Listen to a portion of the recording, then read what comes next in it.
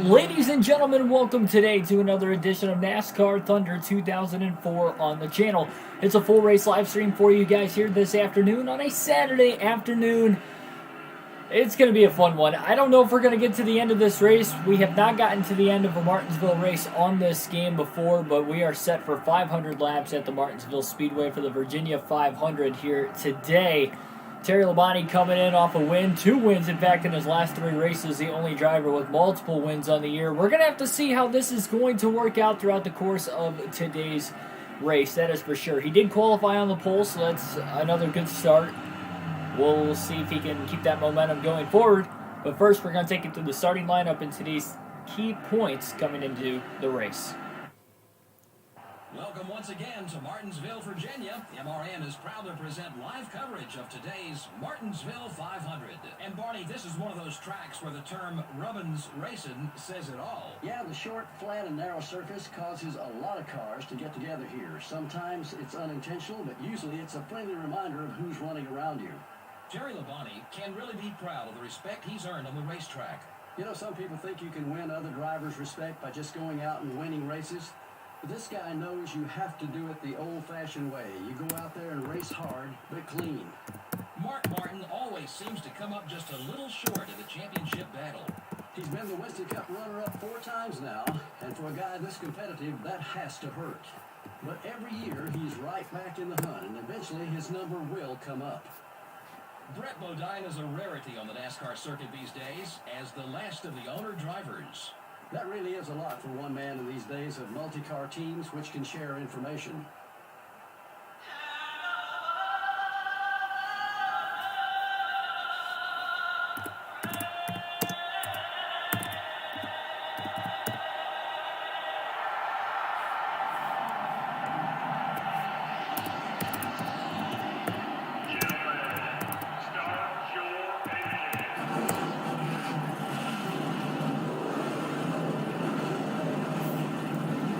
Jackson Thomas, Elijah Ladeau, Tim Irvin, Joseph Maloney, welcome to the stream.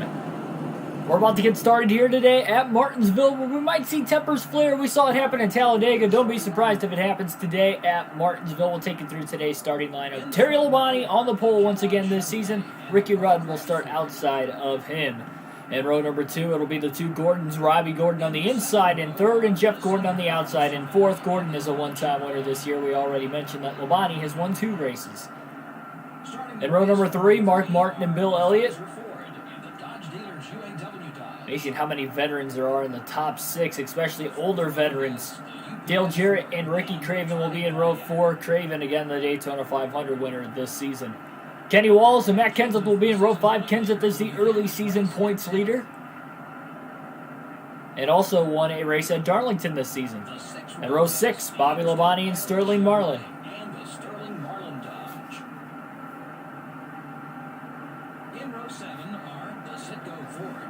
Jeff Burton and Jimmy Johnson will be in row 7. Johnson had a tough break, DNFing and finishing 42nd after blowing an engine at Talladega despite winning the race prior at Texas. Kevin Harvick and Kurt Busch will be in row number 8. In row number 9, it'll be Elliott Sadler and rookie Greg Biffle.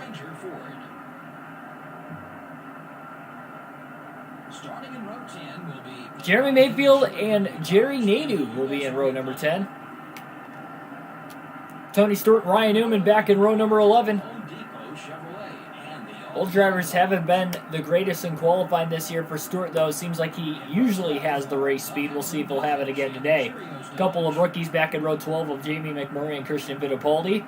In row number 13, it'll be Kevin LePage and another Hendrick Motorsport driver, Joe Nemechek, coming off a decent performance at Talladega.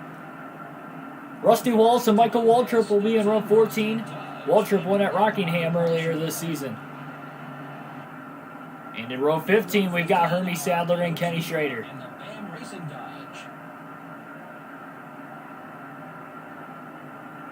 Row 16, another rookie on the inside, Casey Mears. And Steve Park outside of him. In row 17, it's Ashton Lewis and Kyle Petty. 2 DEI cars in row number 18, Dale Jr. on the inside and Jeff Green on the outside. And row 19, it'll be Johnny Benson and Brett Bodine.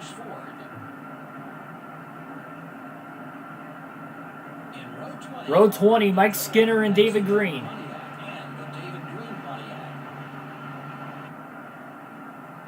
Row 21, Ward Burton and Jack Spray. And rounding out the field by himself in row 22, it'll be Kevin Grubb in the 26. Martinsville's held, tempers will flare. Yes, that is very good justification that could very well happen. Not just your opinion either, Elijah. Joseph, indeed, road to 1,000 subs. And subscribe. Turn on the notifications. So we're about to get ready here for this one. Two rivals on the front row. 500 lap race at Martinsville is underway. And Ricky Rudd immediately tries to take out Terry Labonte in turn 1, lap 1. And Labonte's able to clear him.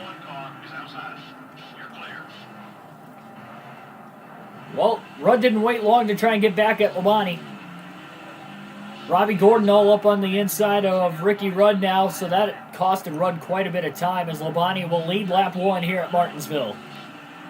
Had a really, really badly loose car on both entry and exit in practice. Qualifying, he was able to qualify on the pole. He kept the same setup he had in practice because it was fast. Tried to tighten it up and take a little bit of speed out of the car in happy hour. And this is the first time he's raced with this adjustment now for the race itself by just simply putting more wedge into the car than what he had in practice. It was just loose pretty much every session we ran, so hopefully we have a good run here in this one. Ricky Rudd quickly back to 4th place. That's the only rival currently with Terry Labonte, at least the only rival that's mad enough to actually try to take Labonte out is Ricky Rudd, and sure enough, they both qualified on the front row. Tempers already flared indeed. Turn 1, lap 1. Turn 1 of 1,000 here today. Pretty good start, though, for Terry Labonte as he tries to pull away from Robbie Gordon. He's really going to have to protect that race car once we get into lap traffic, and obviously that early contact with Ricky Rudd definitely doesn't help. Labonte definitely wants to make it to the end of this race today. He feels like he'll have a good shot to win it. He won the last short track race at Bristol. That was the only other half mile that we had, not only on the schedule, but as well that we've already ran this season. There's still a second race at Martinsville and Bristol this year as well. But if Labonte can make it to the end of that race and win, he can do it here today at Martinsville. And it looks like he's got a faster car today at Martinsville, at least out of the gate, compared to what he had at Bristol last week. I should say earlier in the week. Ran that race on Sunday.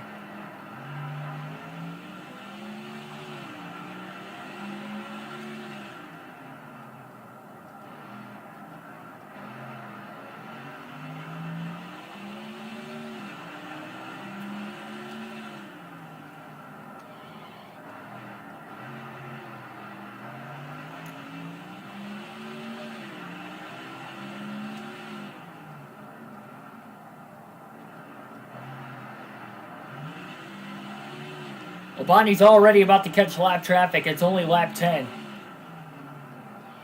David Green at the rear of the field. He's got a lot of allies that he made at Talladega. Kevin Grubb, Mike Skinner of the backmarker cars are his ally. Labonte's just going to have to be extra patient today to get around the lap traffic, just like he was at Bristol. That's how he was able to not only make it to the end, but find his way to victory lane as well. As he just eases to the brakes. He's got a 2.5 second lead over Robbie Gordon already. Labonte to the inside of David Green. He's going to get around him. Idea to keep the speed in the race car as well as keep that car clean.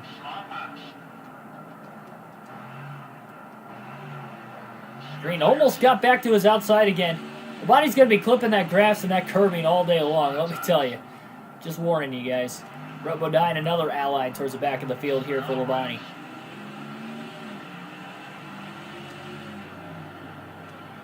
Got to really hope that nobody brakes a lot more than what Labonte's expecting, so he doesn't run into the back of him on corner entry.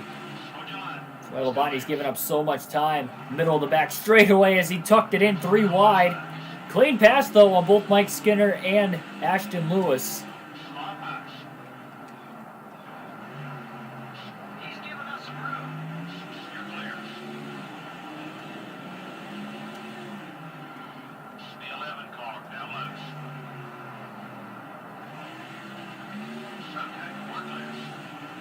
I do have the NFL playoff game on my phone playing right now.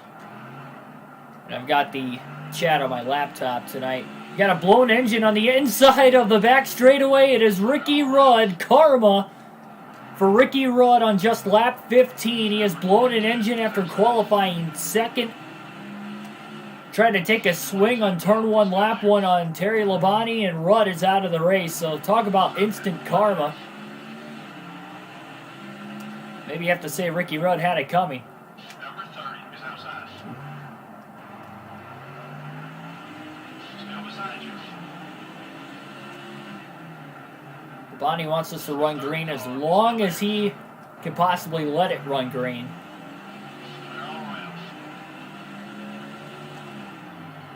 Gonna try the outside of Benson. I don't know if that's gonna work. It's already cuts down right in the center of the corner. This is the point of the season where Labonte would love to get on a tear. We're only a couple races away from the All-Star break, which will be racing the All-Star race middle of next week. Number 10 is outside. Just 2 more races until that point after today. Those next 2 races come in the next 2 days. Tomorrow at California Speedway at noon Eastern Standard Time. Oh boy, Jeff Green and Labonte get together in turns 1 and 2. There's some pretty slow speeds around these high braking tight corners.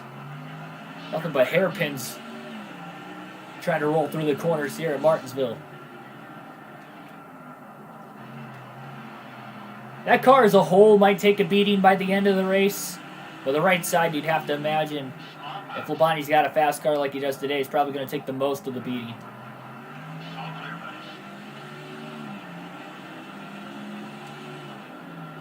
Very minimal damage right now. Bit of sparks indeed. You're going to see contact a lot today, so I'm going to try my best not to call it every single time unless it's at a meaningful moment or it's maybe egregious perhaps. A decent amount of impact. Nature of the beast of Martinsville.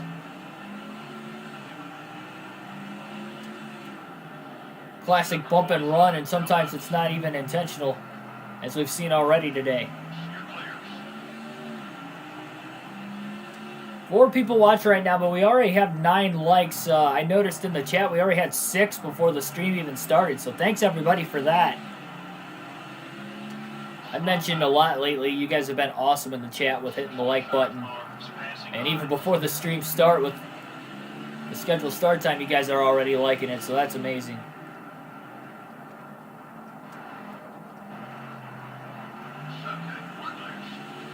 Good thing he made allies at Talladega, because he might make contact with them accidentally throughout the course of today's race. So, as long as it's not too much all at once, at least they won't get upset with him right away. Already a 4.7 second lead. Dale Jarrett now moves into second place, passing Robbie Gordon last lap. By the way, to go back to the whole liking of the streams and videos, we hit a record yesterday for 27 likes during the course of a single stream. And that was by the end of the stream. I think it's up to 32 now as well. So even people that have watched after the video is uploaded liked it. So that is awesome. So we set a record there yesterday. That NASCAR Heat 5 race at Texas. There's a good chance that's going to be the race of the week as well.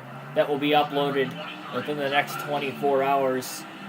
I kind of got a head start on it today and edited what I needed to.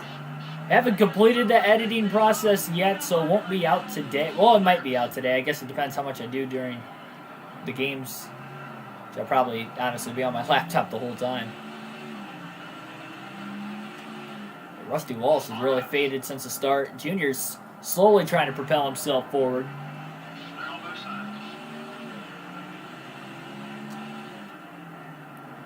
5.5 second lead. This has the makings to be a very dominant race for Labonte. But again, we're just going to have to wait and see exactly how this is going to play out. Caution-wise.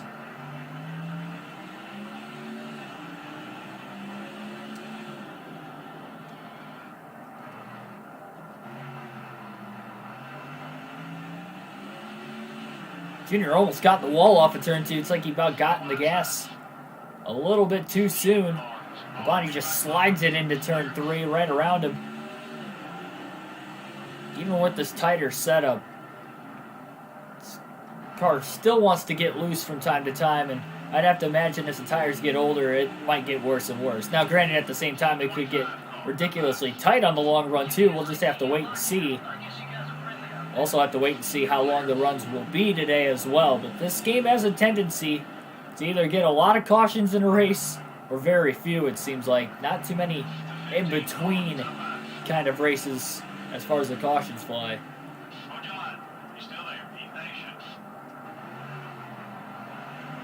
No caution yet today, but we know Ricky Rudd is out of the race with a blown engine on lap 15. He's the only driver out early on. Again, he qualified second, so it looked like he was going to be one of the tougher competitors. He was in the top 5 at the time of it happening. 3 wide underneath Labonte. A little contact trying to clear Kurt Busch. But at least he cleared him. Kurt Busch went airborne in a big crash at Talladega on Wednesday. But he is here racing again. A lot of it is because it's a video game, but still, it's a terrifying crash. Oh, Kenseth just cut down right in the center of the corner. That almost spun Labonte around. I don't know how it didn't. That was significant contact, that's for sure. It was the process of Labonte maybe pushing the corner too hard. At the same time, Kenseth was coming down, probably thinking he was clear, and they both made contact with one another. We stay green.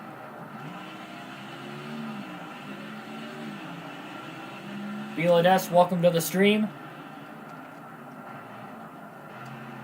Fink Brothers, welcome to the stream as well.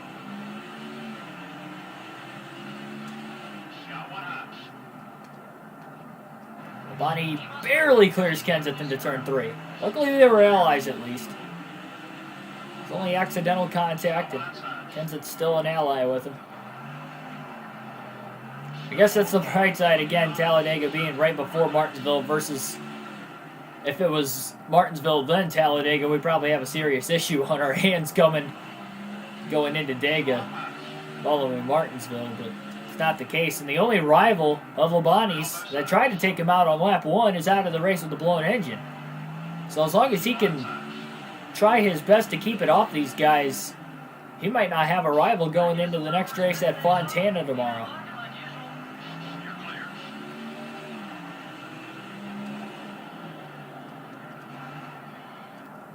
By the way, we got the Cheez-It sponsor on the car again. We had great luck with it at Talladega when I opened a packet of Cheez-Its up. I think we might have stricken our good luck charm. So I've got another packet of Cheez-Its here again tonight that I plan on opening in the middle of the race. Again, we had the packet of Cheez-Its at Texas, but I didn't open it up until after the race. Big mistake. Should have opened it up during the race. Maybe we would have had luck on our side.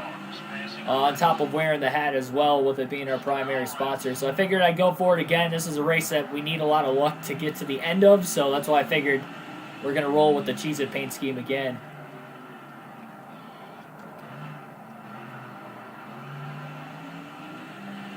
Yep, remember you from yesterday. Thanks for coming back.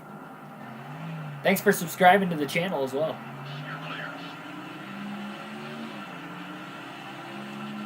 A lot of drivers have already gone 2 laps down even towards the back of this field. Really tells you how slow the back marker car is here.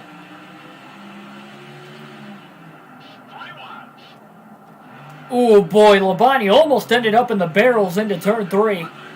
3 wide and tight. Jeremy Mayfield was in the middle. Labonte did a great job keeping it off of him. He's got about an 8-second lead on Dale Jarrett already, lap 43.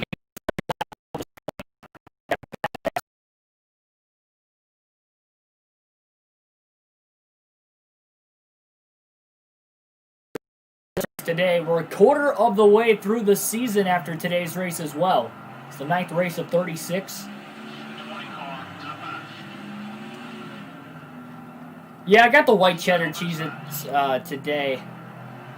The original is definitely my favorite. We didn't have any left, so white cheddar it is for today and tomorrow, I guess. Yes, again, next stream is tomorrow. California Speedway on NASCAR Thunder 04. He's trying to race you as clean as possible. Do the same. Okay, we're clear. The 29 car, up high. Still beside you.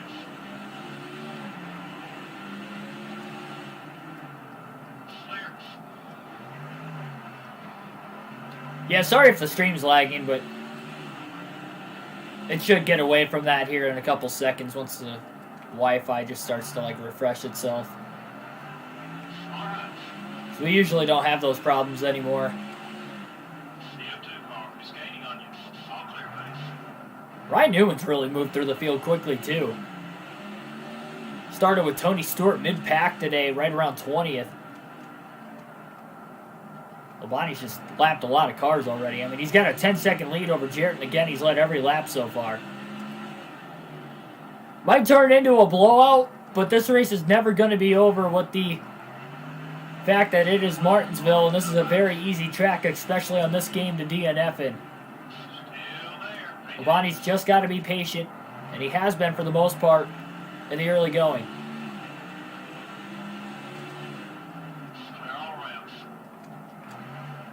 Yeah, the white cheddar Cheez-Its are really good. I just like the original the best. That natural Cheez-It flavor. Already lap 50 here today at Martinsville. 10 likes already as well. Thanks, everybody, for doing that. Maybe we'll top the record for the second straight day. And for like, the third time in the last week and a half roughly. It is a Saturday. We are competing with the NFL playoffs today and tomorrow, though, unfortunately, so I wouldn't be surprised if the ratings are going to be down as far as viewers over the course of the stream. Oh, boy. Jeff Burton puts the boot to Steve Park in the center of 3 and 4. Moves him out of the way. Park's got a donut on the side of his car. Bonnie accidentally runs into him, too. Everybody's pushing Steve Park around early on. Gas it right in the center of the corner. Still kept it off Vittipaldi.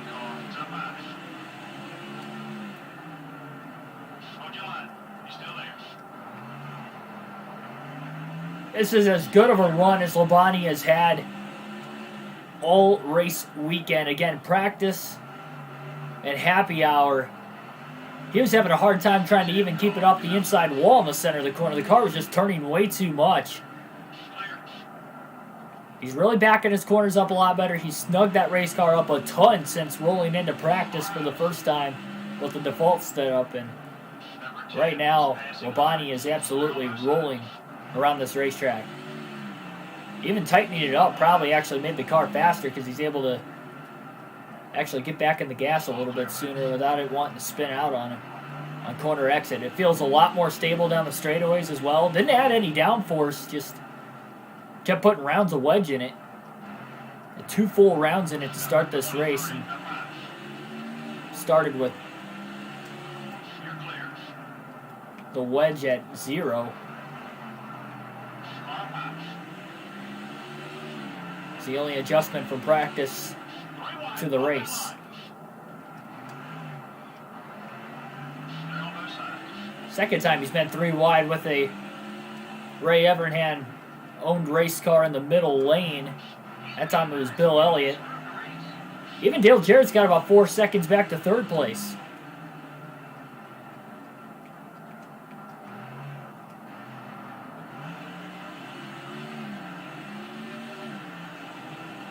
Diamond Jeff, welcome to the stream. You get a little more cushion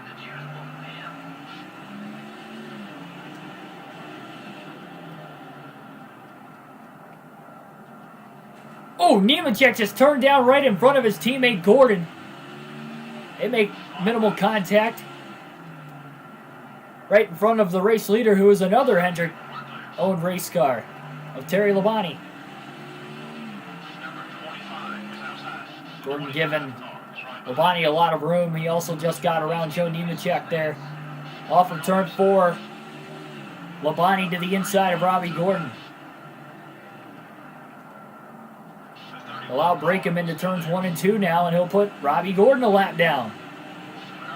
Jeff Green trying to block. Labonte locked the brakes up so much, and he still ran into the back of Green. Just shows you how much he was in the way. Trying to block the race leader. Here he goes again. Green's just blocking. Labonte's letting him go. Slight contact with Mike Skinner.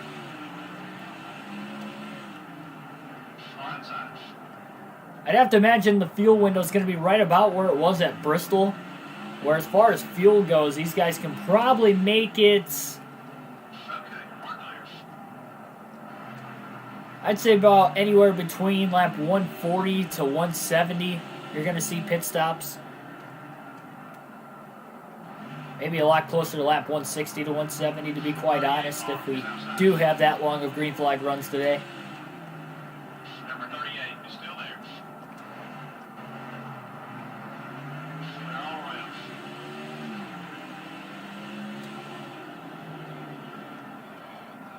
Oh boy.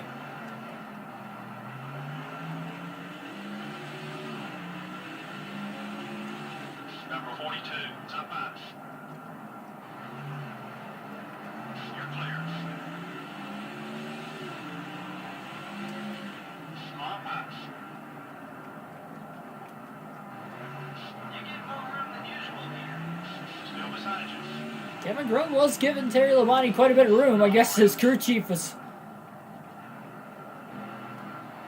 pretty correct about that statement. Bonnie beats Martin back to the gas off of 4. Mark Martin in 3rd place. Gonna go a lap down on lap 66. Unbelievable. What a run for Terry Labonte.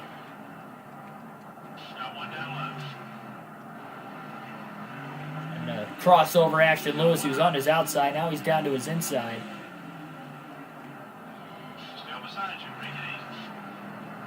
Very tight racetrack. Labonte trying not to make any contact at all.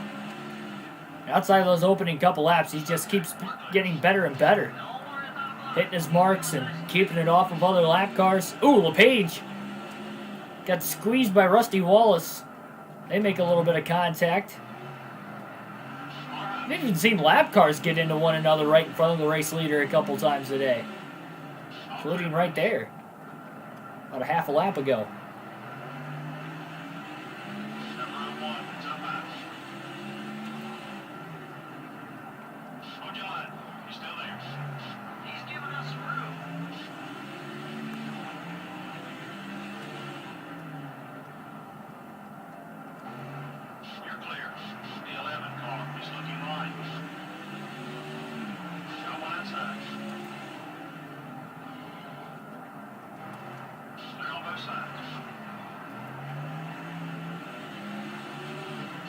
There's 2nd place Dale Jarrett. I guess a little respect pays off. He got blocking like usual. Right in front of the race leader. The 15 car is outside. Still trying to clear Michael Waltrip right now. Back in season 1 at Martinsville, we had a fast car, but not as fast of a car as what we have here in season 2 with Terry Labonte. Number 16 is still there. Take it easy. You're clear. Labonte trying to get to the inside of Jarrett. Outbreaks him and clears him in the center of 3 and 4. Steve Park kind of got in the way a little bit there, but Labonte has lapped the field on lap 73 already today. Unbelievable. Just a bad fast race car. He's led every lap so far. We might make history. That'd be awesome if we could lead every single lap in a race. I never would have thought I could have done it in this game with these full race live streams, especially at Martinsville. But we've got that fast of a race car here tonight. Just got to keep it smooth. Still got a long ways to go, though. And still caution free. Just like Bristol, there's a possibility of a pit road glitch, or a phantom caution, I should say, for the lead car exiting pit road. We actually got that phantom caution at Bristol. That's what helped put Terry Labonte 2 laps ahead of the rest of the field. He was last car to stay out in the middle of green flag stops there with just under 200 laps to go at Bristol, and that trapped the field 2 laps down when that caution came out, and it was simply for the lead car coming off of pit road. That same thing can happen here today at Martinsville. So Labonte's going to try to pull that same strategy and try to stay out as long as he possibly can.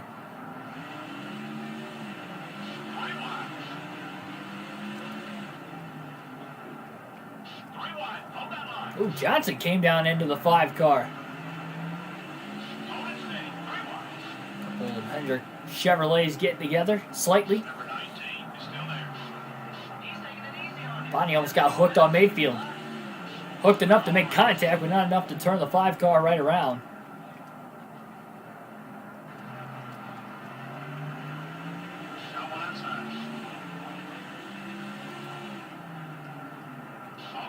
Contact with some lap cars a lot further up ahead. Saw some sparks flying in the center of 1 and 2.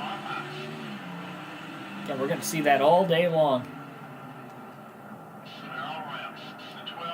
Good old-fashioned short track racing.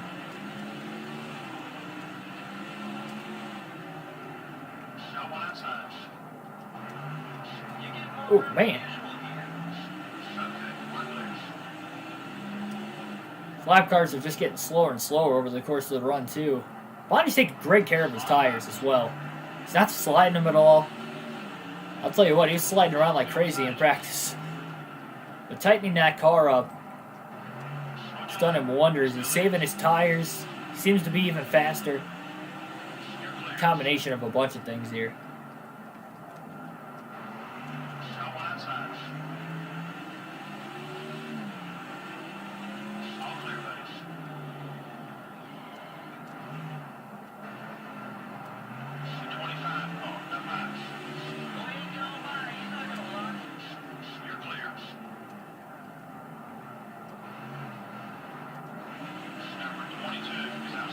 Not a lot of room there between the 25 and the 26. Oh, boy. Thought Labonte was going to turn himself for a second.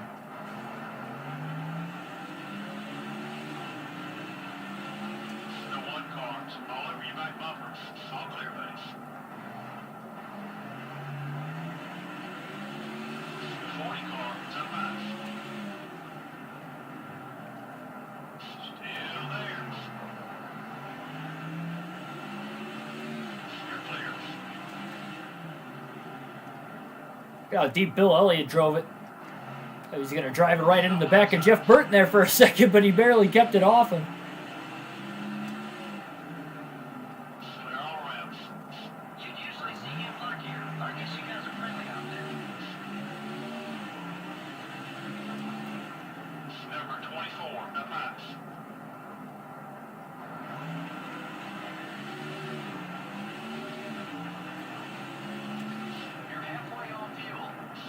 Halfway on fuel at lap 86.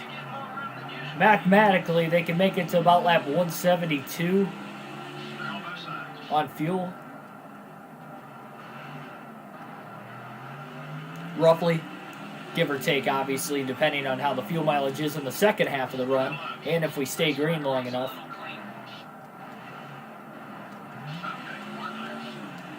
So this could be made a 2-stop race today, if they somehow go caution-free. I don't think there's ever been a caution-free Martinsville race, so that's definitely going to take a deep dive in the search of Racing Reference to try and find a stat like that. You're clear.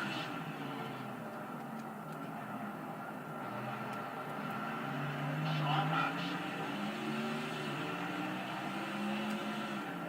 Hold your line. You're still there.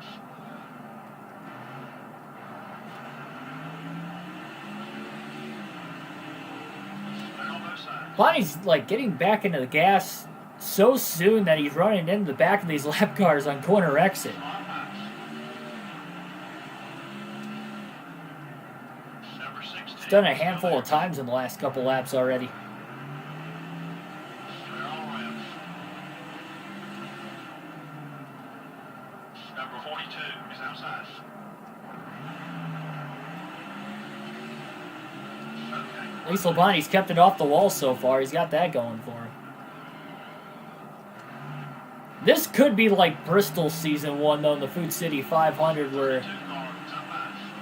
we saw Biffle pitting every 125 laps. That could be the same here today for 32 Labonte, is going hard.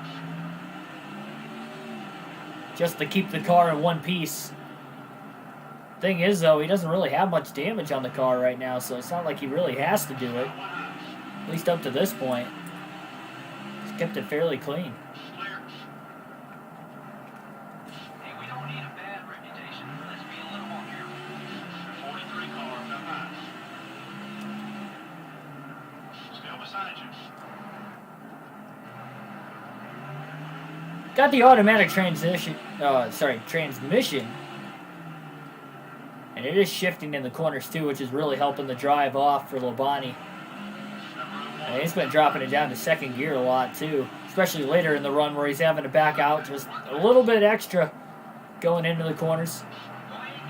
We've been dealing with lap traffic ever since lap 10 as well. All right. Number 6 is looking right. Clear all around. Got one outside. 3 wide. Hold that line. Well, I guess plus 100 went down to plus 90 there on Junior for the accidental contact. But again, it's a good thing he's got allies for that reason. Number 4 is still there. Oh! The second time he's made You're clear. that amount of contact with Skinner already too. The 10 car is outside. Still beside you.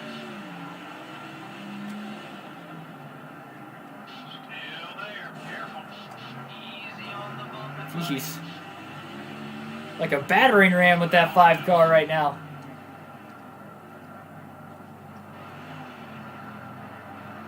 Jarrett trying to move Kevin Grubb out of the way. Car is up high. Jarrett's still in second place. He's about to go 2 laps down. Passing high. Okay, we're clear.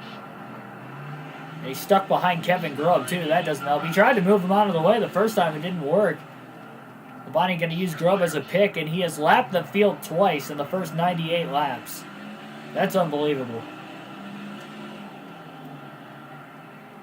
The 17 car is outside. Clear on both sides. He wasn't so friendly, he'd be blocking.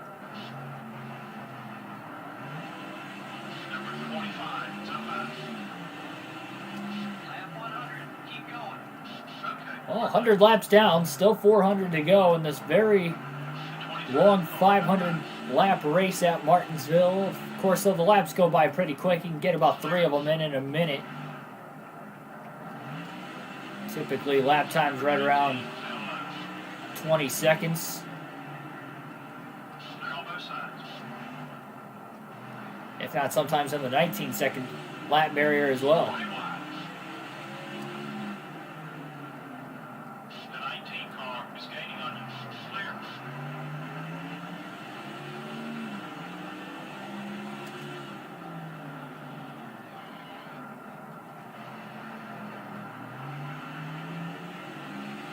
Line side.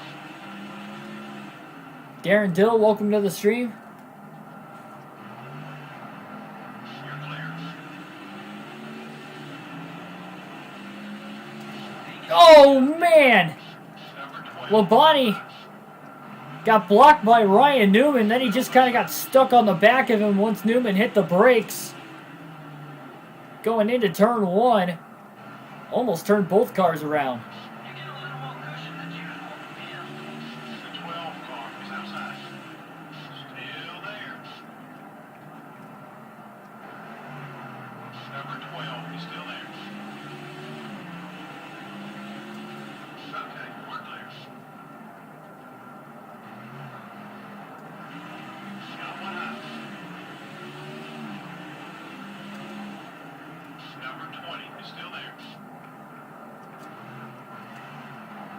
Still there.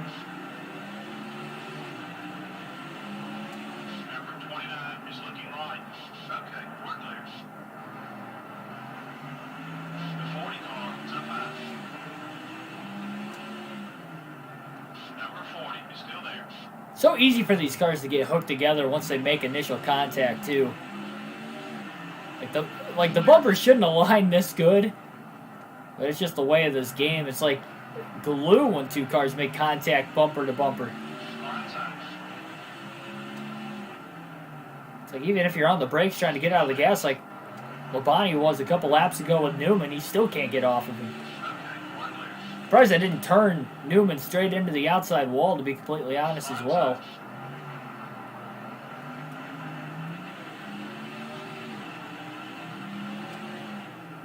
You're clear. Got one out.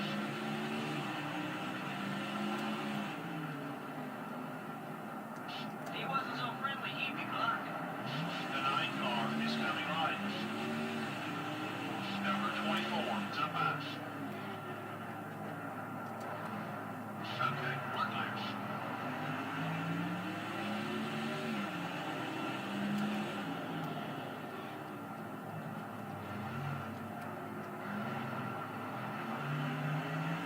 Number 31. Still early enough in the points again. There are a lot of drivers still in contention for this one. Still there. Top 15 in the point standings, 8 races into the year, still all within 1 race of each other. Labonte sits 23rd coming into this race today, but with it being so early on the year, again, I mentioned it would be 12 races. It would be until the All-Star race, or the All-Star break, On both sides. before we really get to decide who those real championship contenders will be. Got one outside. Pretty much anybody inside the top 15 at that point in the season is going to be the true contenders. The 10 car is looking right. We would, by then, closely approach the second half of the year. We're all around. He's been pretty good about giving us room lately. The 22 car is outside. Number 22 is still there. Indeed. All clear, buddy. 3 wide. Oh! Labonte was 3 wide. Decided to just check out behind both Ward Burton and Ricky Craven into turn 3. Almost just drove straight into the barrels on the pit road entrance. We never had an accident where a driver ran into the barrels We're all around. the first time we were here at Martinsville. And I'm going to be honest, in practice, when I was trying to practice getting onto pit road in case we had a green flag pit stop, I accidentally ran into the barrels. So it's not impossible. We just haven't seen it on the channel yet. Clear. I almost saw it right there. Over 100 laps to start the race. Still no caution. Pretty impressive for Martinsville especially. Got one out. Still beside you.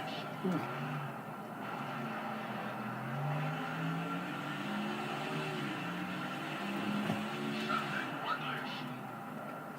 He wasn't so friendly, he'd be blocked.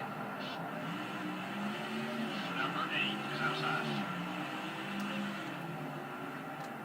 Clear all around. 3 wide. Oh, wow, that was a great crossover to the inside. He just drove right around Junior and Johnson. Not Junior Johnson, but Dale Jr. and Jimmy Johnson. Not making any friends out there. Well, that right front's starting to get pretty well damaged on Labonte's car. Still there. That contact with Kenny Schrader that last lap. Okay. Dale Jarrett is about to go 3 laps down. Got one outside. And he will go 3 laps down at the line. That is unbelievable. I think Labonte's going to short pit, though, at some point. Maybe not right at lap 125, but right around it. He's got a big advantage. The right front's starting to get a little too damaged right now. It's in the red. He doesn't want a DNF, so he's just got to try to keep it clean for about maybe a little less than a dozen laps before he comes into the pits.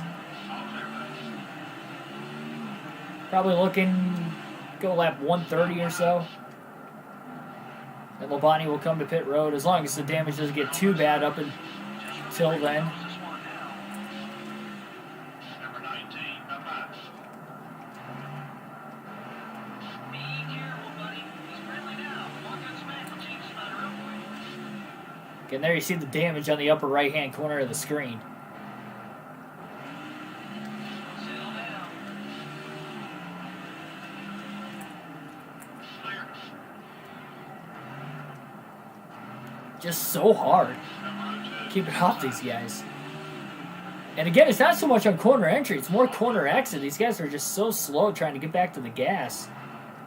Especially the slower back marker cars. Labonte doesn't want to be that patient. The 16 car is still there. He's definitely a lot more patient in the first 100 laps, that's for sure. Last 20, 25 laps hasn't quite been that way. He's being nice and giving you some room to race. Number 18, bye-bye. So if Labonte pits The 18 car that is still soon into the run, it's probably looking like a 3-stop race versus everybody else having a 2-stop race. But he's got a fast car. If it does stay green anywhere near that long, I think he'll be all right. there. On your line.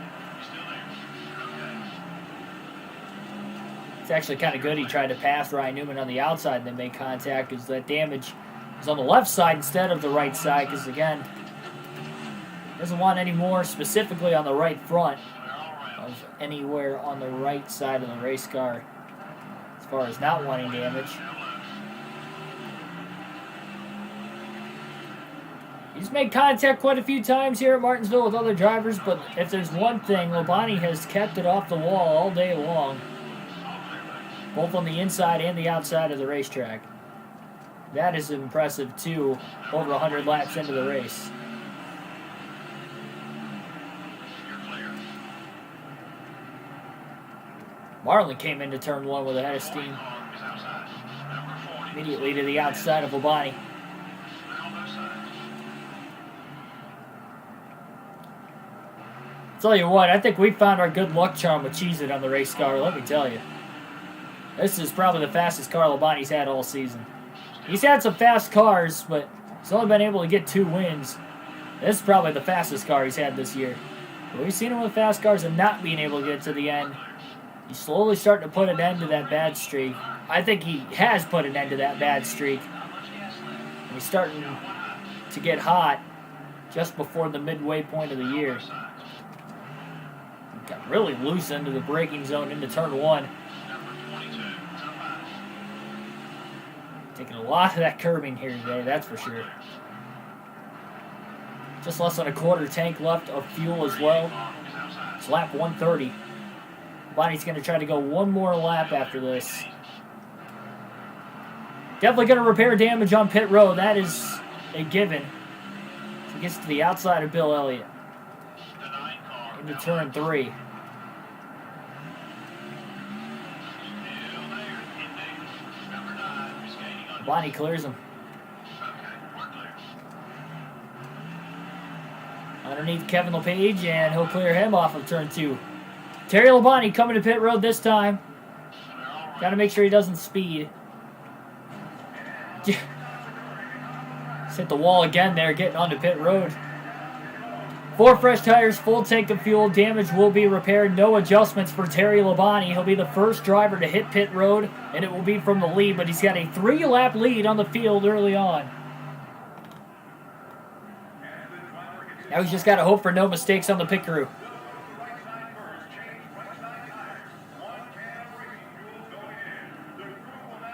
And he's pitting just a tad early here today.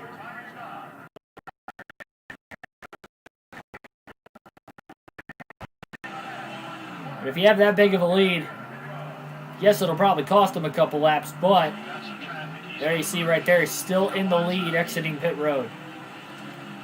Most of that damage is repaired on his right front. Got really loose getting back to the gas and getting back up to speed inside of his brother Bobby.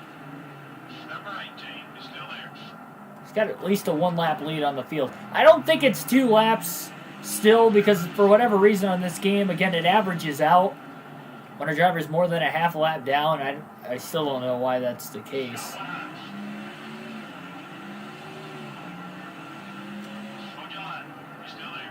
Now he's even faster though. That's the almost too fast for these guys. Center to exit of the corner. It's like he keeps making so much contact with everybody's back bumper.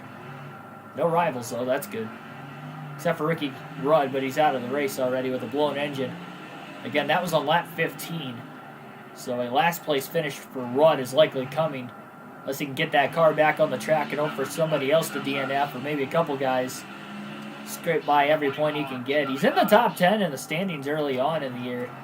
So this is definitely going to be a big hit for Rudd as far as the early season standings go.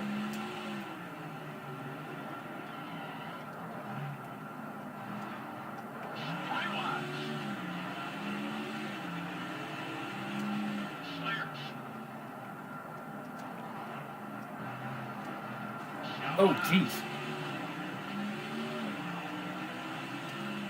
Still beside you. Nothing's new, really. Not within the last 24 hours, at least. Finished my fantasy football draft this morning for the playoff games this week. That's another reason why I've got the game on to my right here. Looks like a close one right now, too. Colts are going for 2 right now. It's probably a little delayed for me, though. If you guys have, like, cable or, like, local, television, if you have, like, an antenna or something, you're going to receive it a lot earlier than me. So try not to spoil it if you can.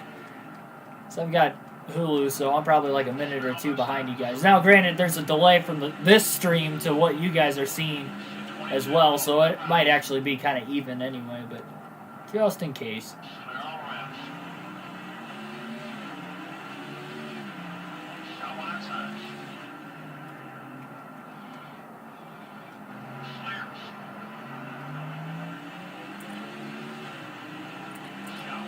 There you see, again, the damage mostly repaired. So we're guesstimating that Labonte can go about 172 laps on a full tank of fuel. And he pitted at lap 131. But he'll probably be short pitting the entire day if we have long green flag runs.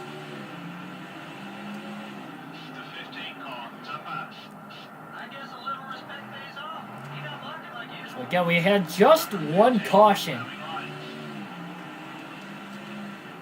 when we were at Bristol in Season 1. Maybe we'll see a similar race to that today here at Martinsville. Not impossible, that's for sure. Anything's possible with this game.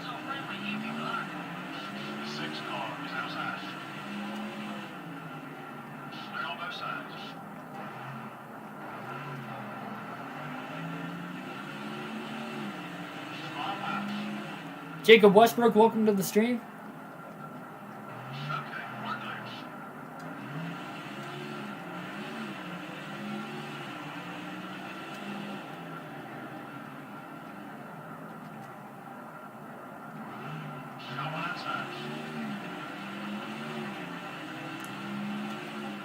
Probably see some guys be able to go, honestly, closer to about 180 laps on fuel. That wouldn't surprise me, but I think you're likely going to see everybody else start to pit under green here at about 15 to 20 laps.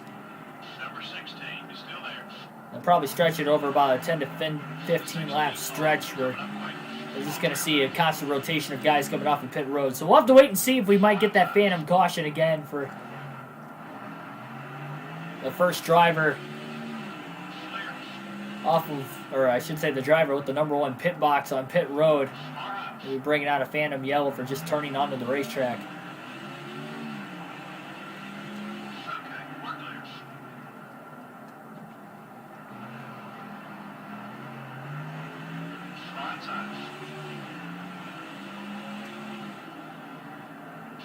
Oh boy.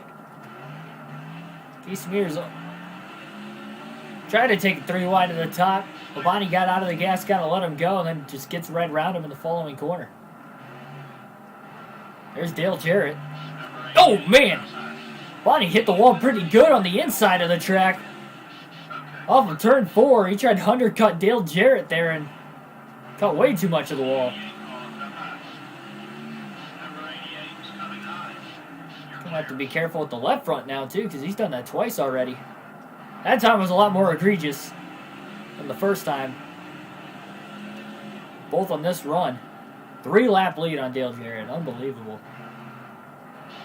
Jarrett in second still. These guys still have to pit.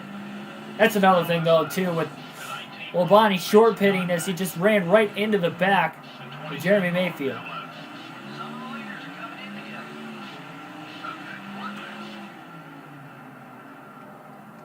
And now everybody else is going to have about, at least up to this point, 20-lap fresher tires than Labonte. These guys are pitting just a little bit sooner than what I would have expected them to.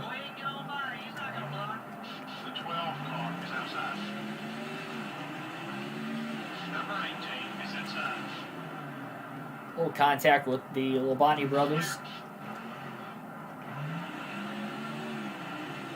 Great drive off the exit of the corner. Labonte almost got into the side of the 57 as LePage barely kept it off the wall.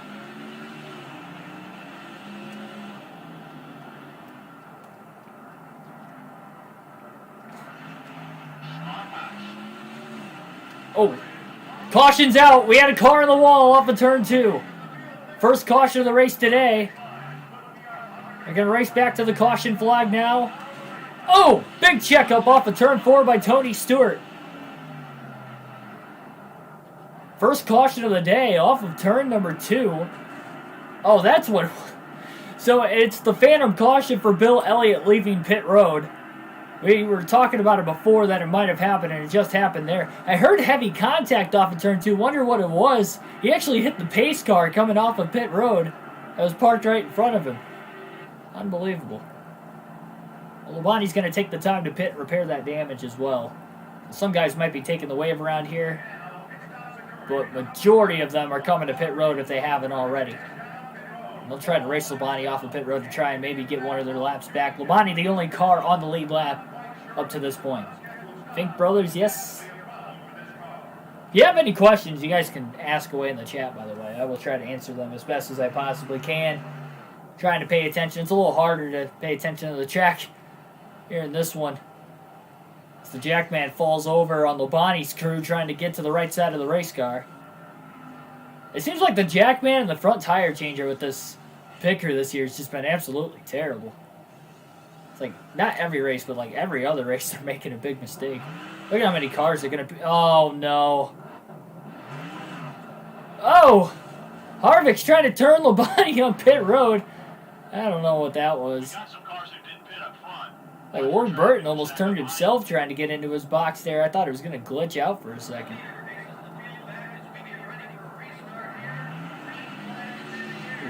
Green flag back in the air.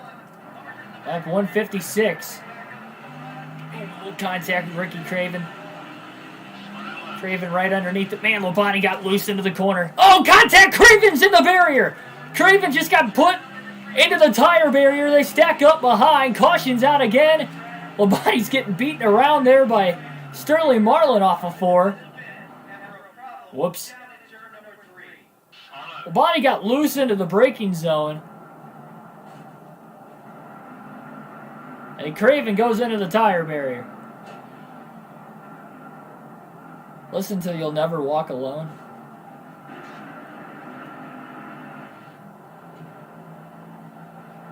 Guess it depends on like what genre of music it is.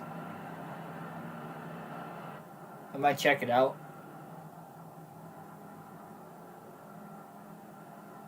Well, there's the first tire barrier caution we've ever seen on the channel in Martinsville. Green flag back in the air. Some of those guys are able to stay in front of Lobani, too. Marlon and Lobani just keep getting into one another here. Number 40 is still there. So that was our second caution of the race. Okay, we're clear. Come on outside. Clear on both sides. Peaceful song, like what genre is it?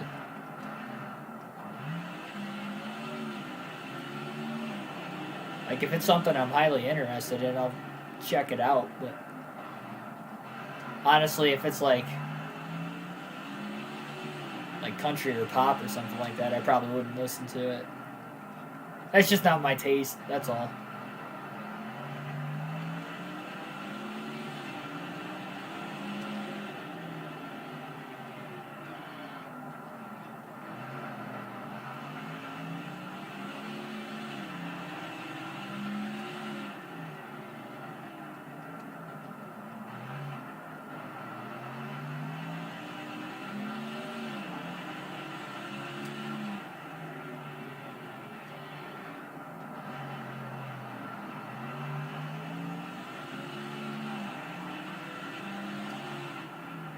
Like Gary and the Peacemakers.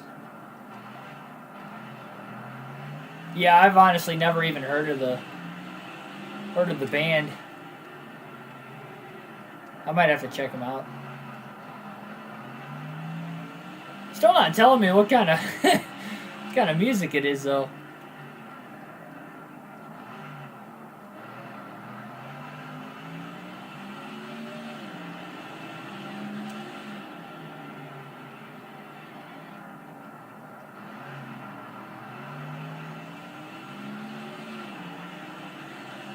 More lap traffic about to be caught in a couple laps by these two lap cars that have unlapped themselves for the moment on Sterling Marlin and Jeff Burton.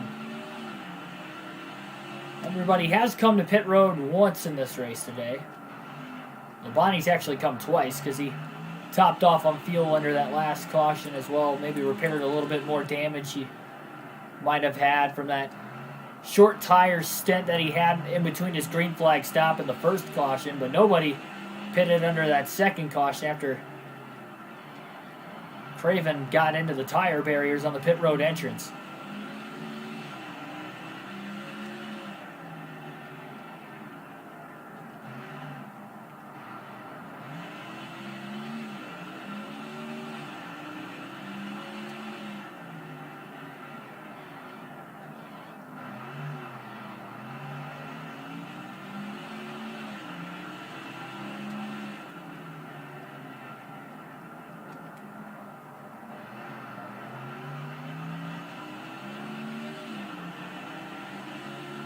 Is it instrumental?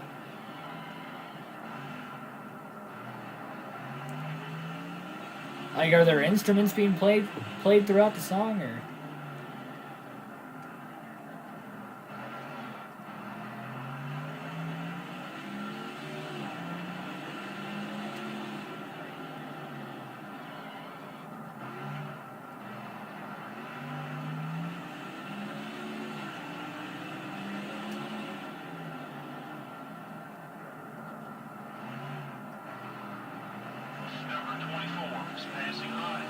Oh man, David Green really crowded Labonte off of turn 4. Oh, Jack Sprague got in the wall off of turn 2 as well. He went really wide. Oh, contact there with Labonte now too.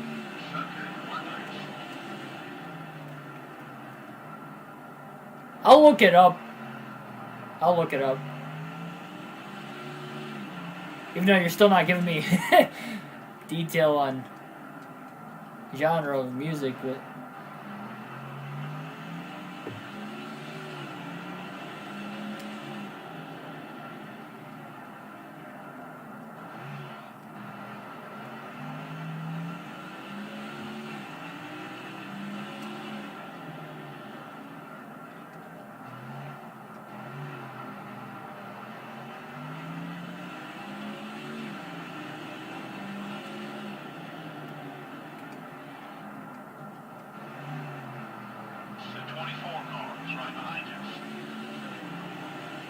Gordon's been trying to get around Labonte the last couple laps now as well. Tim Irvin, welcome back. Oh! Labonte into the wall. Gordon piles in behind him. Caution's out for the third time today.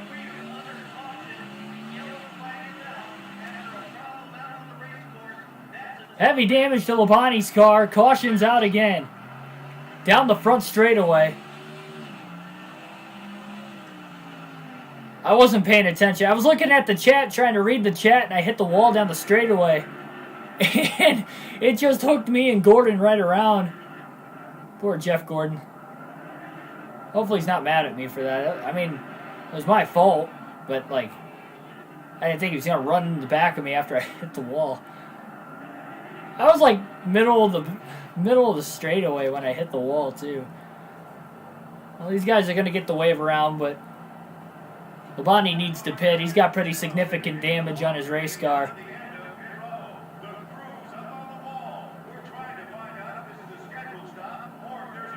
It is very easy to outlap the field in this game.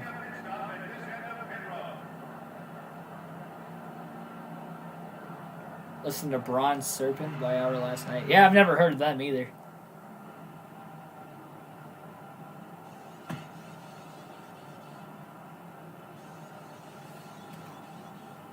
Yeah, that was my bad on that one. I just was trying to read the chat.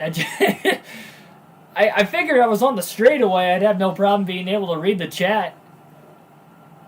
That was all by myself. Wasn't even like I was battling anybody. And then once I hit the wall, I just got glued to it. We're deep in the field. Be careful. Start working your way up. Jeff Burt and Sterling Marlin also came to pit road. Trying to grab fresh tires as well. Green flag back in the air. Labonte still got a one-lap lead on both Jeff Burton and Marlin. We've had 3 cautions all of a sudden in about the last 40 laps. Our first 3 of the race. If I remember right, we had 13 cautions at Martinsville in Season 1. We only ran 1 race here in Season 1, so we'll see how it's going to play out today. Marlin and Burton want a quick caution because they just got right back on the lead lap, and they have fresher tires. So instead of taking the wave around to restart right behind Labonte, can restart a lap down. Labonte just got around Jeff Burton again, but Marlin's trying to block.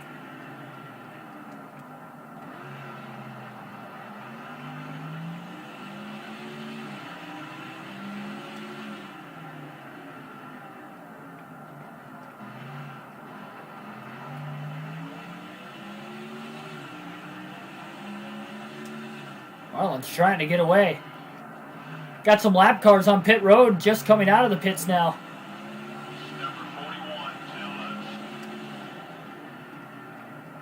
Surprised they didn't pit under the cautions. I'm not sure why they're pitting now. It's interesting. There's a lot of cars on pit road. More of them coming out again right there. Look at how low Marlin just blocked Labonte into turn 3. Elise Moreland, welcome to the stream. Oh, jeez. That car's starting to turn a little too much like it was in practice all of a sudden. Some of it might be the damage on Labonte's race car.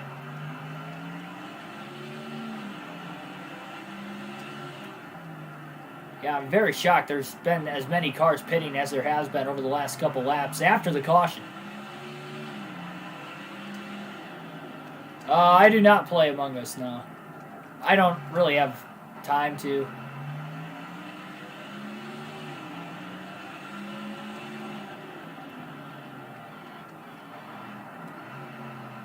Chat's coming in hot right now. I'm really trying to keep up with you guys and read it. But obviously, I wrecked once already trying to do that, so I'm trying not to do that again.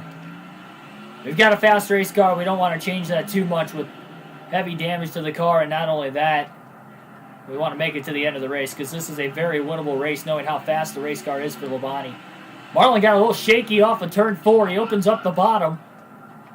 Into turn 3. Labonte slid the tires quite a bit there, but he still clears Marlin on corner exit. Marlin gets into the wall off of turn 4 as well. And Johnny Benson's kind of holding these two guys up.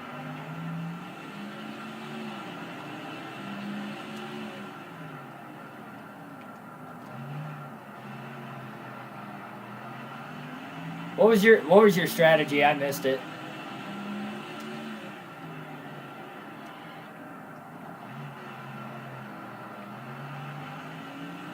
Been watching for sorry. You just entered the chat and it was a new name, so I usually just try to shout you guys out if I see a new name enter the chat during these live streams. But thanks for watching though. Appreciate it.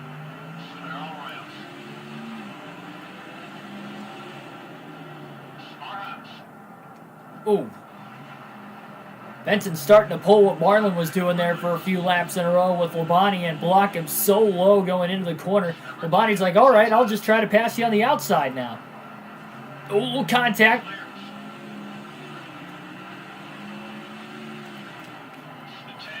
Oh, 3 wide. Oh, Benson!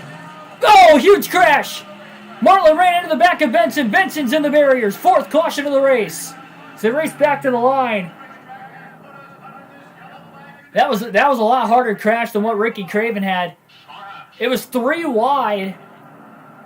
I think Johnny Benson's done for the day. Once Marlin ran into the back of him, I believe that had just ended Benson's day.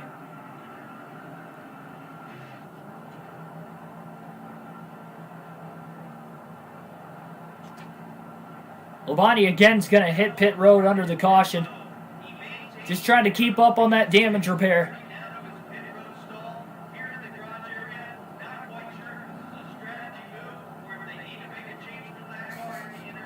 It's the second car that's been in the barrier already today. The problem with that is they were 3 wide. David Green was on the outside. And both Benson and Labonte were already side by side. So when Labonte was in the middle, there was really nowhere for him to go. And there was very minimal contact between him and Benson, but it was just enough that Benson went into the tire barrier.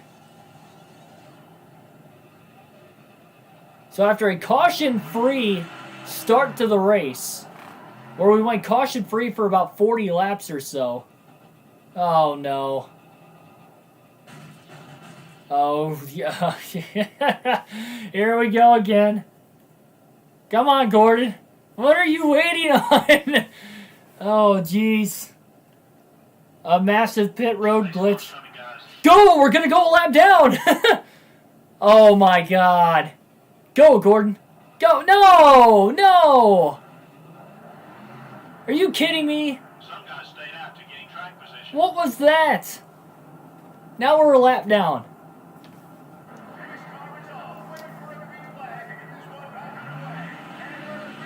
Okay, never mind. We're still in the lead. That's right. Okay, so Jeff Burton and Marlin were on the lead lap. That's why... Or, sorry, they were a lap down, so that's why we're not a lap down. But we did give their lap up. Our lap up. Those guys are back on the lead lap. What a crazy turn of events here today at Martinsville. My goodness. I don't know what he was doing. He was just sitting there. I think those other cars wanted to pull off a pit road, so he was waiting for him, but why stop? Like, just keep going. They didn't even pull out right away. It was like a waiting game, and now all of a sudden, we've got a couple more cars back on the lead lap because the pace car got back around Labonte. A lot of cars hit pit road under that caution, too.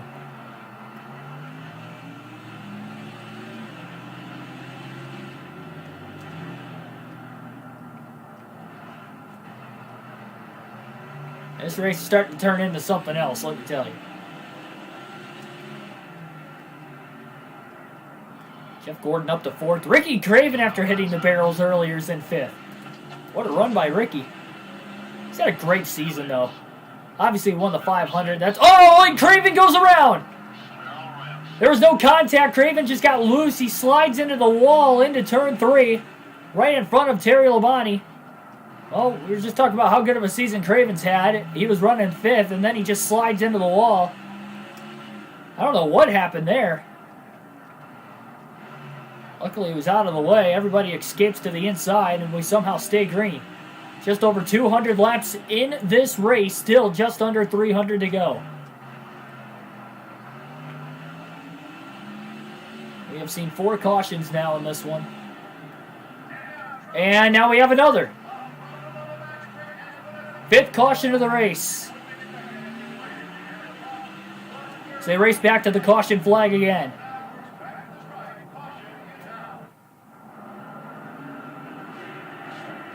Debris off of Ricky Craven's car after hitting the wall a couple laps prior. We'll bring out another caution. Our first debris caution of the day. And our 5th total.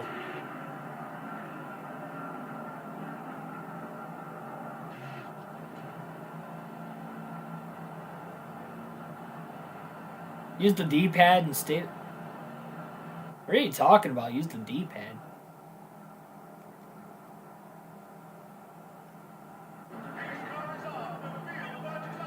Green flag back in the air for Labonte. And we've got 2 drivers right on his back bumper looking for the lead of Sterling Marlin and Jeff Burton.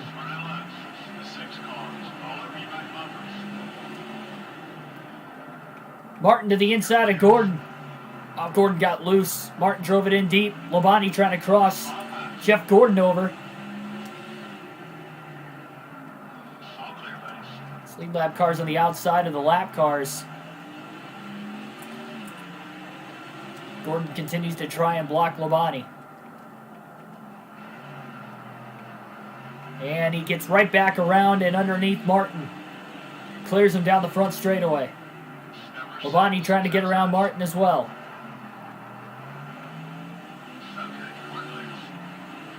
Yeah, I'm using the PS2, but I don't know what the D-pad is, honestly. The 24 car is still there. It digs. Oh, man.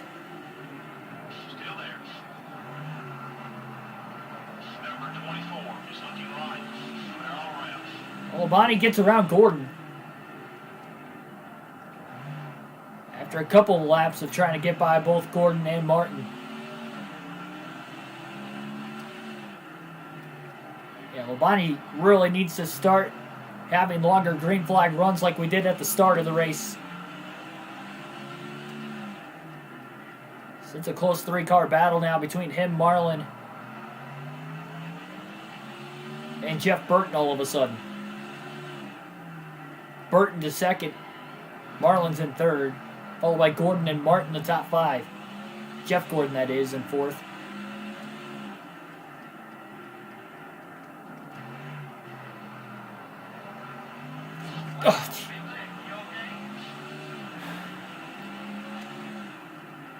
Oh, I got caught looking at the chat again.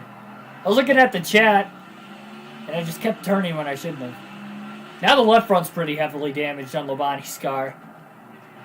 This has just turned into an ugly race all of a sudden.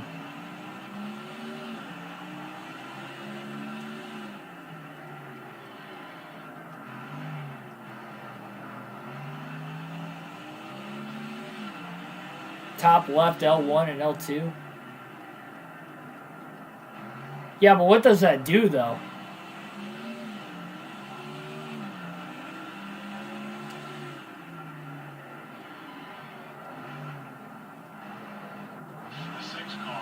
Oh, wow. Martin almost got underneath Terry Labonte again. Underneath the L1. I don't know what that does, though. Like, what does it do for me?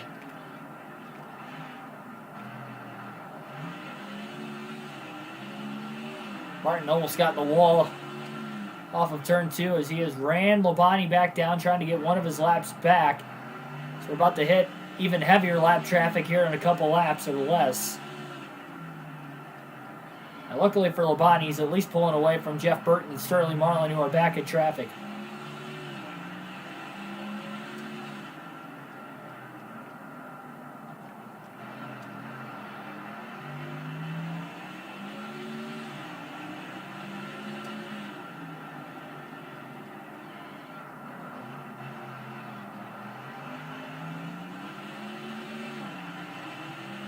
What do you mean? It makes me drive better though. Like, The 23 car. are you saying use the key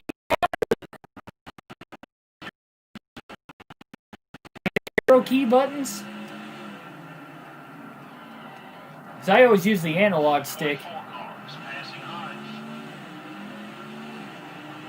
I don't think I've ever used those.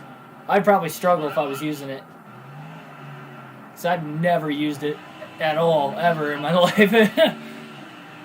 I've always used the analog stick since I was a little kid. That'd be a hard habit to try and break. I guarantee I would not be able to keep the car straight. It's hard enough in this game as it is. Number 23 is inside. Bonnie's got to be really careful of that left front. And he can't short pit now that he's lost all that time, and Jeff Burton and Sterling Marlin are back on the lead lap. Despite the heavy damage to the left side of his race car, specifically the left front. They're on their side. All right. Oh man, a little contact with Kevin Grubb. The 22 car is still That was on the right front though. We don't want him getting beside. I am not going to try that. not in the middle of the race. That's something I need to practice if I were ever going to do it. I'm not just going to try it in the middle of the race. They're on their side.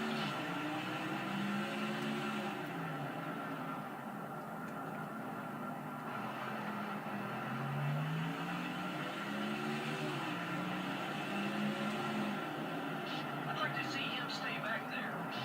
No, I'm not. I can't. I'm not going to even think about trying it in this race. I don't think Martinsville's the best track to test that out either. Not the best track to test it out, especially in this game. And not in the middle of the race when our left front's already severely damaged. Because if I turn the car too much by trying to use that the first time, and I hit the inside wall hard enough, I might actually DNF. Steve Park was trying to block down the back straightaway on Labonte, but Labonte gets around him. They're on their side. I don't know exactly how I got into NASCAR, but I did watch a lot of races when I was a little kid at my grandparents' house, and I've just kind of like, racing's just always kind of been in my blood, I guess. Going inside. Always been a fan of NASCAR since I can remember. I tell people that whether it's in the chat or in person, I don't know what the first race I ever watched was. So I've been watching it as long as I can remember.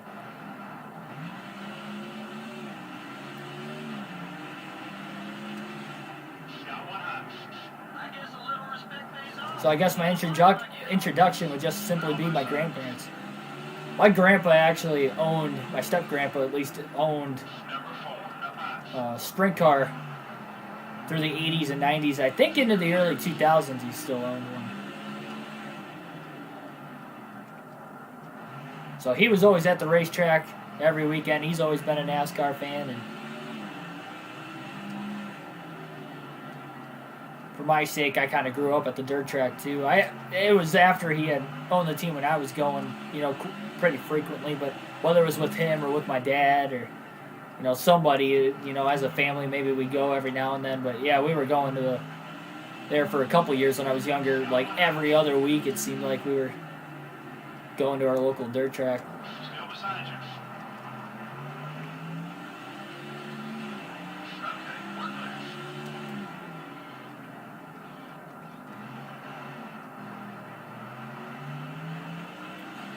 Try it on lap 230 or you're gonna leave. Well, bye.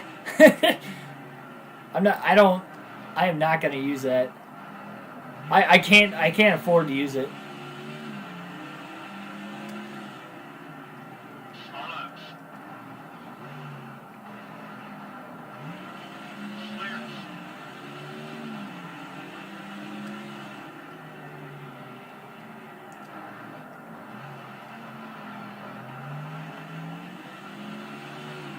Oh, this is by far a better game. This is by far a better game than NASCAR Heat 5. Heat 5 seems to do a little bit better for me as far as, like, views on the channel go. But as far as, like, general enjoyment of playing a video game, this is miles ahead of NASCAR Heat 5. This isn't my sentimental favorite. NASCAR 05 or NASCAR 07 were kind of my sentimental favorite because I played them more as a kid, especially 05, so I didn't really play Thunder 04 much as a kid. I played Thunder 2002 was the first game I ever had, NASCAR game. 42 car, top 5. But I never really got NASCAR games when I was a kid, like every year consistently. It was like every couple years I get one. So I had 02 there for a little bit when I first started playing. I didn't play it a lot, but then when 05 came out, I got that game. My parents got me that game, and I played that a lot. Then a couple years later, they got 07, and then I had 07 for both PS2 and my PSP, so I was playing 07 up until, I want to say the NASCAR Heat games came out, because I took good care of my PSP. I had it for the longest time. So I, never got another game until I started buying the NASCAR Heat Series games. So I've never played any of the Technics games. And after NASCAR, I played a little bit of 08, but I never actually owned the game. And then I never played 09 on up. I just never have. So that's another reason why I wanted to do a playthrough every year from this year on up, because a lot of these games I haven't played or played very little of. 06 I remember having played, but I don't think I actually own the game.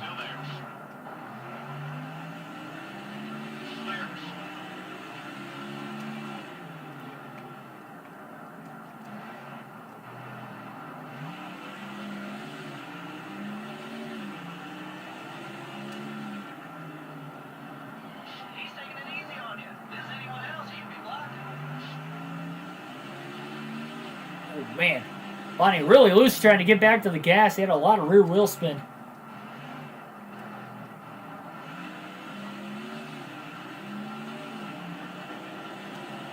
Starting to run a little bit smoother.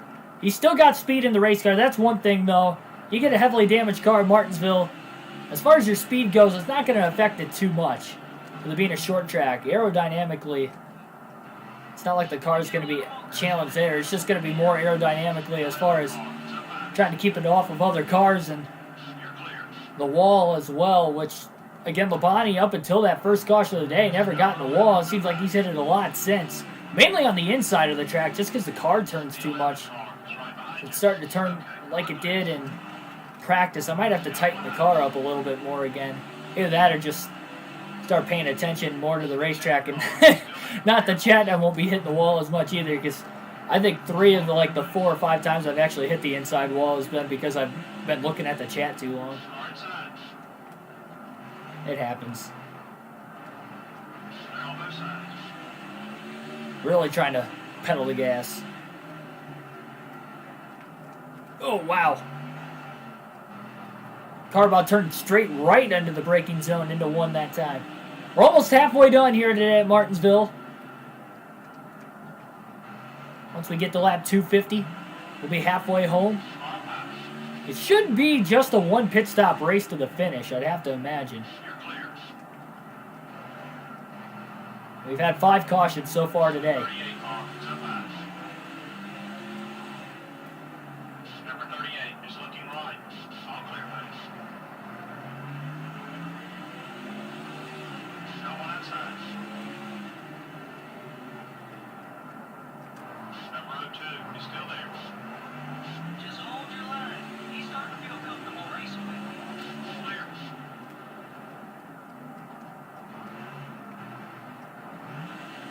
The 23 car is outside.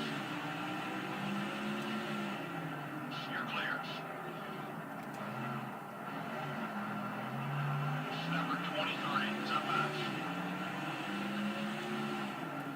All clear, buddy.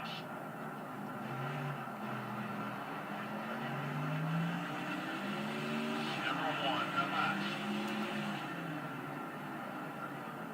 Clear all around. Almost an 8-second lead. Burton's still about 1.5 to 2 seconds ahead of Marlin. Has been consistently since taking over the second spot a couple laps after that last restart. Okay, we're clear.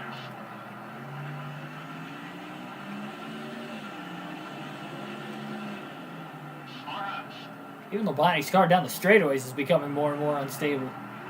The car just jerks around so much. Trying desperately not to overcorrect it.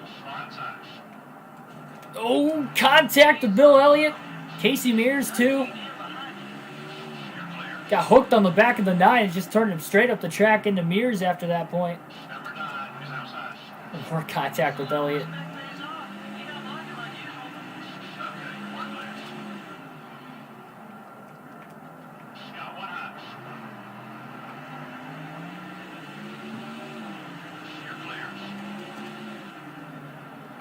Ward Burton using the bumper up ahead as well. Kind of moved Jeremy Mayfield up the track a little bit.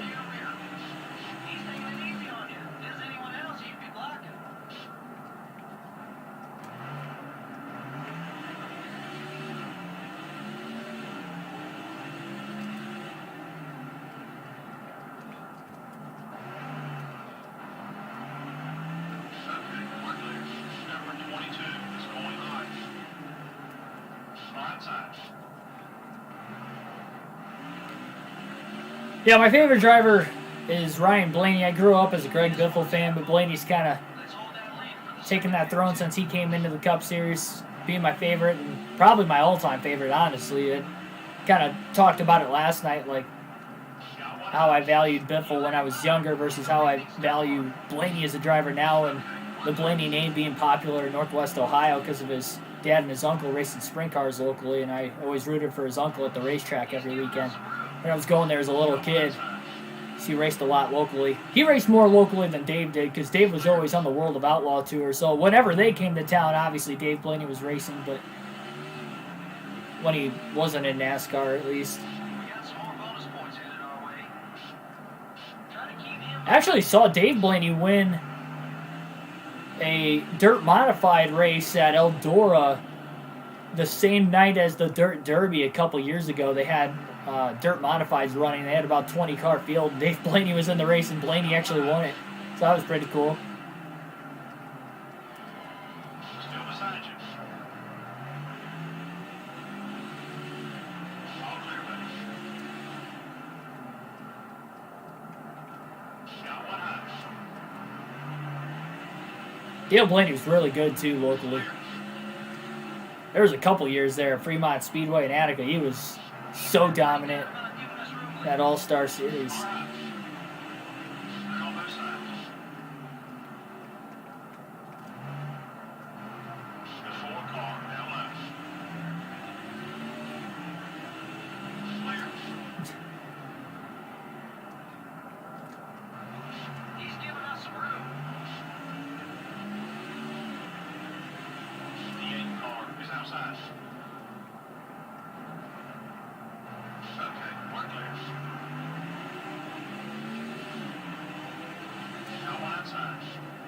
About a 14-second lead. I think Jeff Burton and Sterling Marlin have been struggling with the lap traffic, and they've lost so much time over the last couple laps now.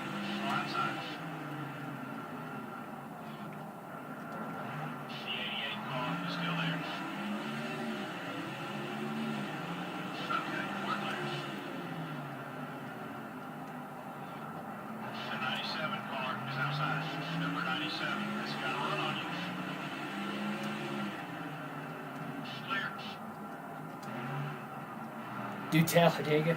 We actually just ran Talladega earlier in the week. Again, this is on a season mode, both with this game and really our championship mode playthrough as well on NASCAR Heat 5. So it just, it's according to the schedule. Whenever we get to Talladega on the schedule or any other track, that's when I race them. So we actually just ran Talladega here on Thunder 04 on Wednesday. We got the win with Terry Labonte.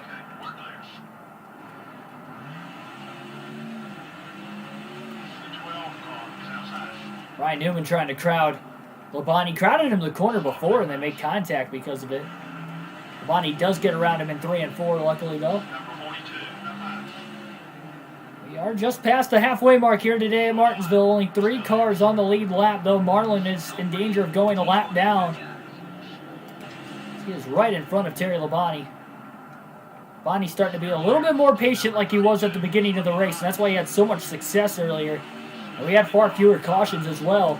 Once that first caution came out for that Phantom yellow, once Bill Elliott was pulling out of that first pit box and hit the pace car and the caution came out, it was a little bit of an ugly wreck fest there for about 50 laps, but we come out of it, ran about 70 laps under this green flag run now, so things are getting a little bit better.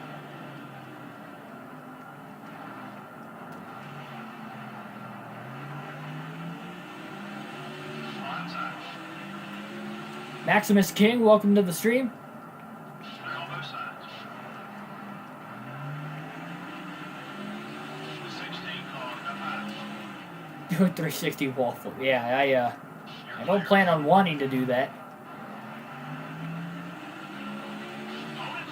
Oh, man. The body got really loose off of turn 2 with 3 wide underneath Biffle and Kenny Wallace.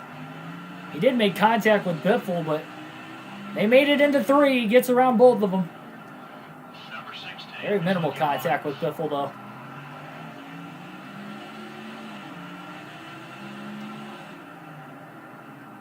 Far inside. Okay, we're clear.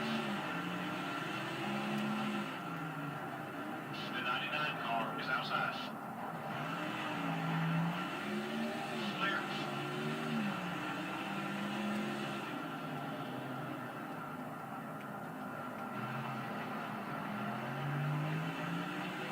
The 45 car is up high. Kyle Petty was trying to crowd Lobani. Number 45 is still there. You're clear.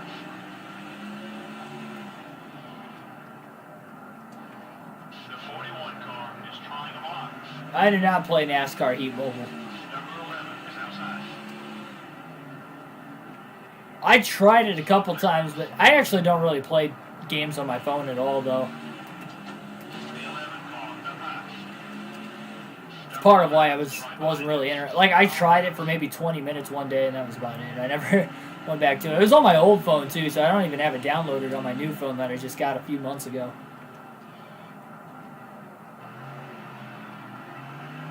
All right.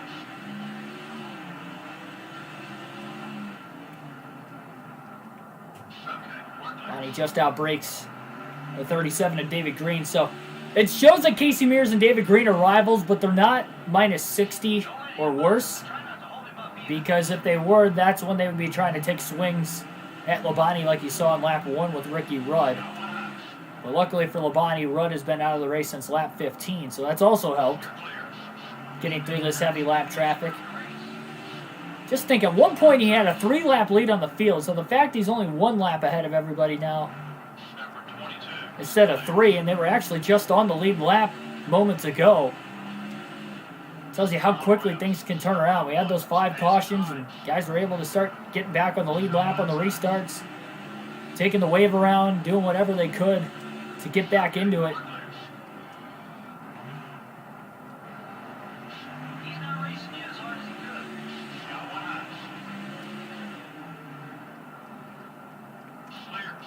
Yes, we've had 5 cautions so far today, Elijah. Welcome back, by the way. Oh, man. Luckily, that contact was with the left rear, not the left front of Labonte's car. He got pinched 3 wide up the middle. There was nowhere for him to go between Sprague and Sadler. So he was just basically waiting for the contact from Sadler at that point. And he definitely got it. Play nice. 21. Number 9 is outside. I got hooked on the back of Elliott now, too.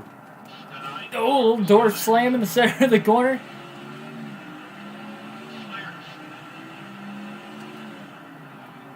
The outside of Mark Martin. Right left. Well, contact. Jeff Gordon trying to move Tony Stewart out of his way. Okay, we're clear. Bonnie crosses over on Martin out to the inside into turn 1. Number 6 is outside. The 6 car is right behind you. You're clear. Bonnie clears Martin. Gordon still trying to work around Tony Stewart to his inside. Got one eye. Number 20 is still there. Still beside you. Keep patient. All clear, buddy. Yeah, we've had 2 drivers go into the tire barrier accidentally today. The one time we were 3 wide and I just had nowhere to go. And that was when Johnny Benson actually got into the barrier. And unfortunately for him, Sterling Marlin ran right into the back of him. And that knocked Benson out of the race as he blew his fuel cell. 43 car is outside. Still there. Clear. Number 22 is coming high. Right side. Still there. Keep digging.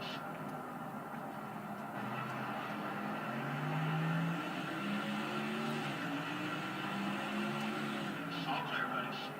I guess a little respect pays off. He got lucky like usual. Number 31, no high. Still there. Again, these guys are likely only 1 pit stop away from the finish. So there's pretty heavy damage on the left front of Labonte's car, but everywhere else is in the yellow, so it's not that bad outside of the left front. He's really trying his best to pass cars on the inside and really trying his best to keep it off that inside wall, which is a lot harder than what it may seem with this game. They're about halfway through the fuel run. Again, he wants to go as far as he can this run. So he can go about another 80 laps or so on fuel, 80, 85 laps. They decided to push the fuel that far. Number 8 wants to get by you. They're on both sides. I'll have to wait and see if we might get a caution here today as well.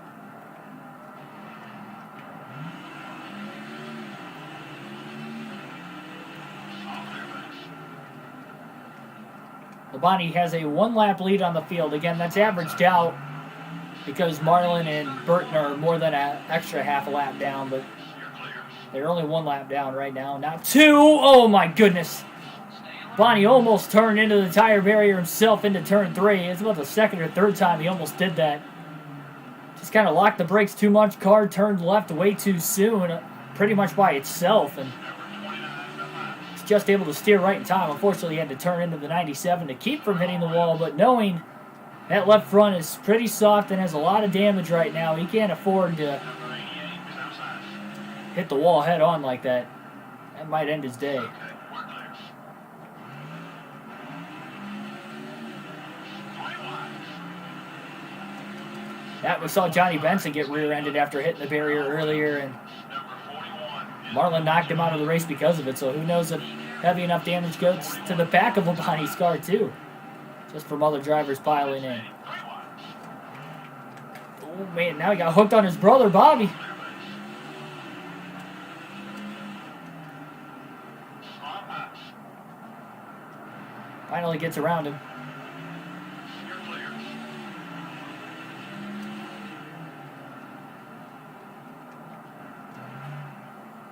He's giving us some room.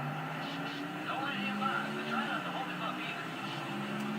Okay, we're clear. Ooh, contact between Greg Biffle, Rusty Wallace.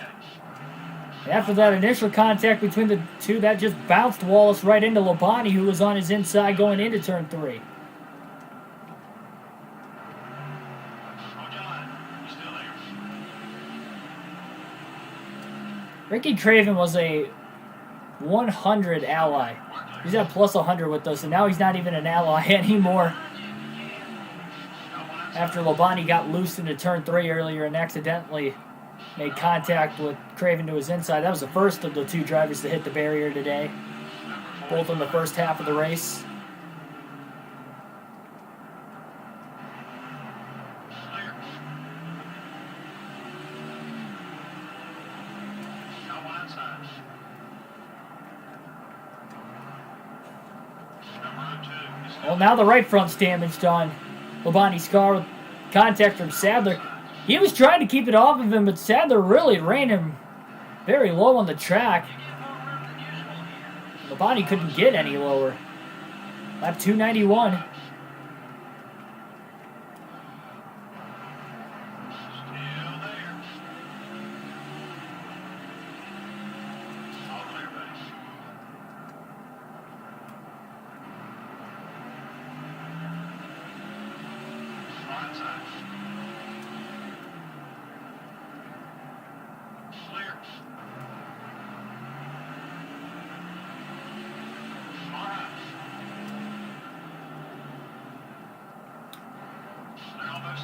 Well, the football game's not even on anymore. Who won the... I missed it. I was trying to glance over there for a little bit, and the last I saw there was still like 6 minutes left. Still there. Be patient. The Colts were going for a 2-point conversion, but I didn't see who got it. I didn't see anything after that. I've been trying to pay full attention to this as much as possible. But now both the left front and the right front pretty damaged on Labonte's car. Still there. Keep deep. More contact with the right side on Ken Schrader. Clear, buddy. As soon as that window opens up, I think Labonte's going to pit. Clear all around. Problem is, I don't even know if he can make it that far, knowing how much contact he's made this entire race. I mean, it's just a given here at Martinsville. Okay. We're clear. Luckily, they've had a decent amount of durability. He's survived a couple accidents already. 2 of them, to be exact. Well, really 1. The other one, All clear, buddy. with Benson, he got beat around pretty good, but he didn't actually wreck himself. He's only been in 1 accident himself earlier in the race. Number 42. No line. Frankie Smith, Ashton G, welcome to the stream, guys. Clear on both sides. He's trying to race you as clean as possible. Do the same. The 9 car is outside. Clear all around. All right.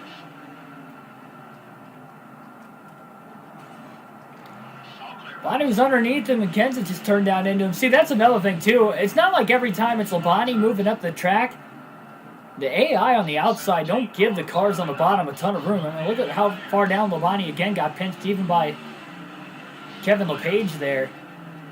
And they just kind of run right into you in the center of the corner.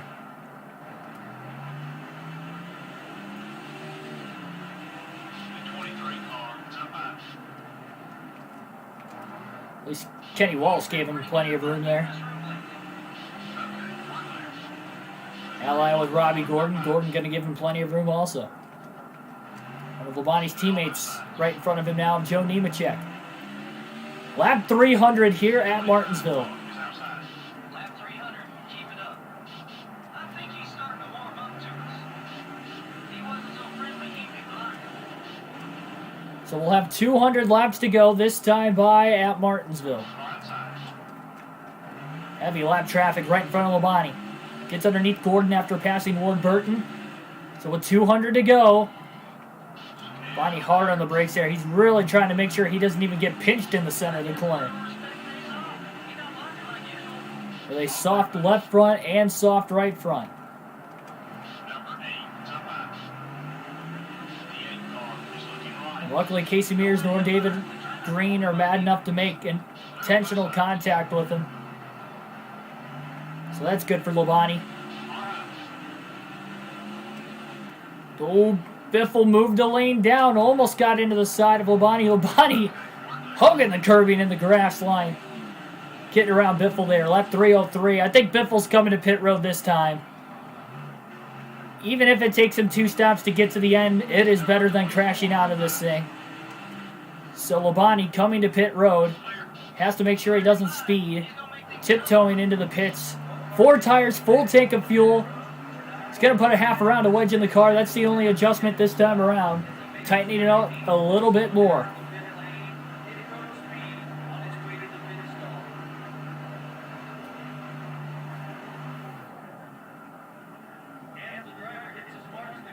There's a mistake on the last stop for Labonte under that last caution as well, if you remember the Jackman falling over. So hopefully a clean stop here, especially being under green.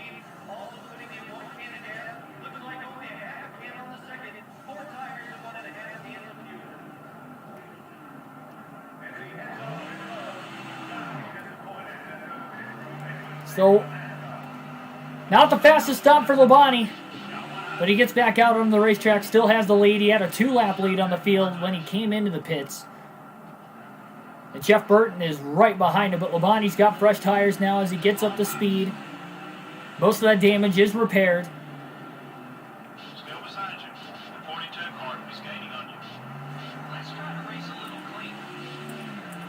At least he's not in the red anymore, but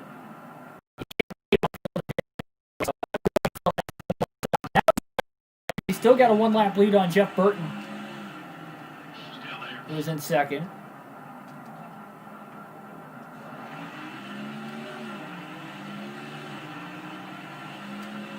Okay, we're clear. Car pass. Labonte's kind of in that mentality of racing smarter, not harder at this point.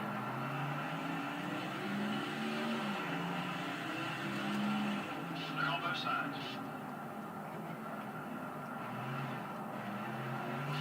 Oh. Well, so much for that, because now the right front's back in the red again. Hold your line. Undercut the corner a little too much. He got right into the left rear of Joe Nemechek, his teammate of all people, too. It's never good. Got one outside. But at least we're close to the end of the actual fuel run. You're clear.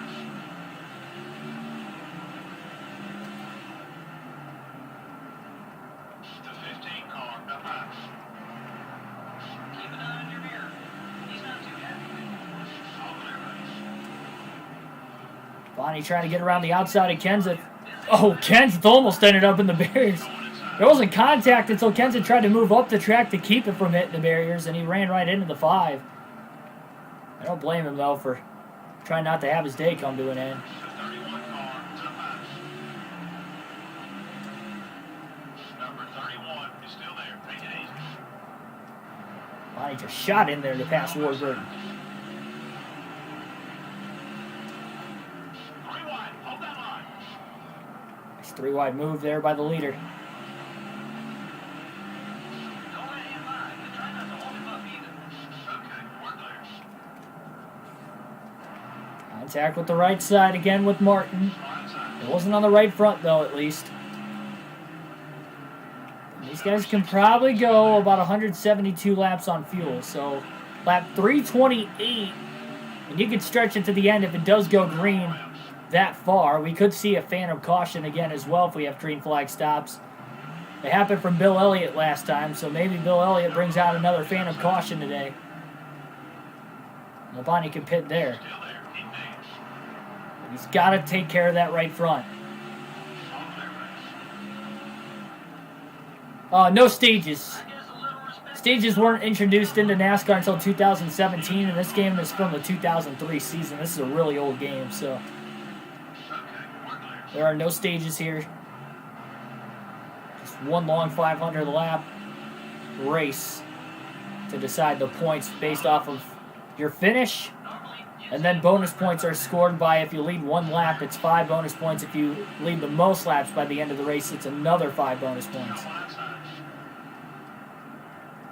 And if you win, it's 175 points. So a lot different point system than what we're used to now, both to decide a champion and just to simply go race by race. Because now it's 1 point per position, which I think that's a little bit better. But because with this old format, you kind of had those different increments where,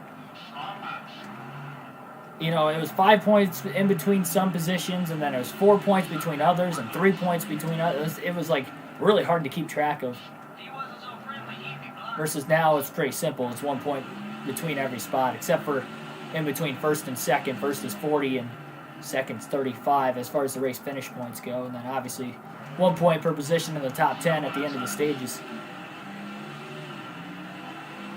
Jackson Thomas, welcome back. Ooh. Easy on the bumping, buddy. Thought he just into the back of his brother there. The 18 car is still there. Take it easy. Terry Labonte only about 10 laps away from the opening of the pit window. If he can help it, though, he doesn't want to be the first to hit pit road. He just hit the pits. He'd probably be in danger of losing the lead at that point. The 40 car is outside. I think Labonte has still led every lap today. They're on both I sides. could be wrong. There might have been some caution laps he didn't lead, but I think up to this point he's led every lap, Okay, we're clear. despite being involved in one accident earlier. He's still running, as you see, but there is damage. The 4 car And that right front's pretty well damaged right now. clear. Car inside. Things are working well with him. Let's keep it that way.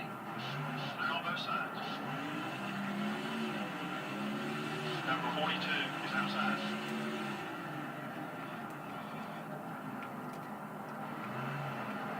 Clear. Number 25 is looking light.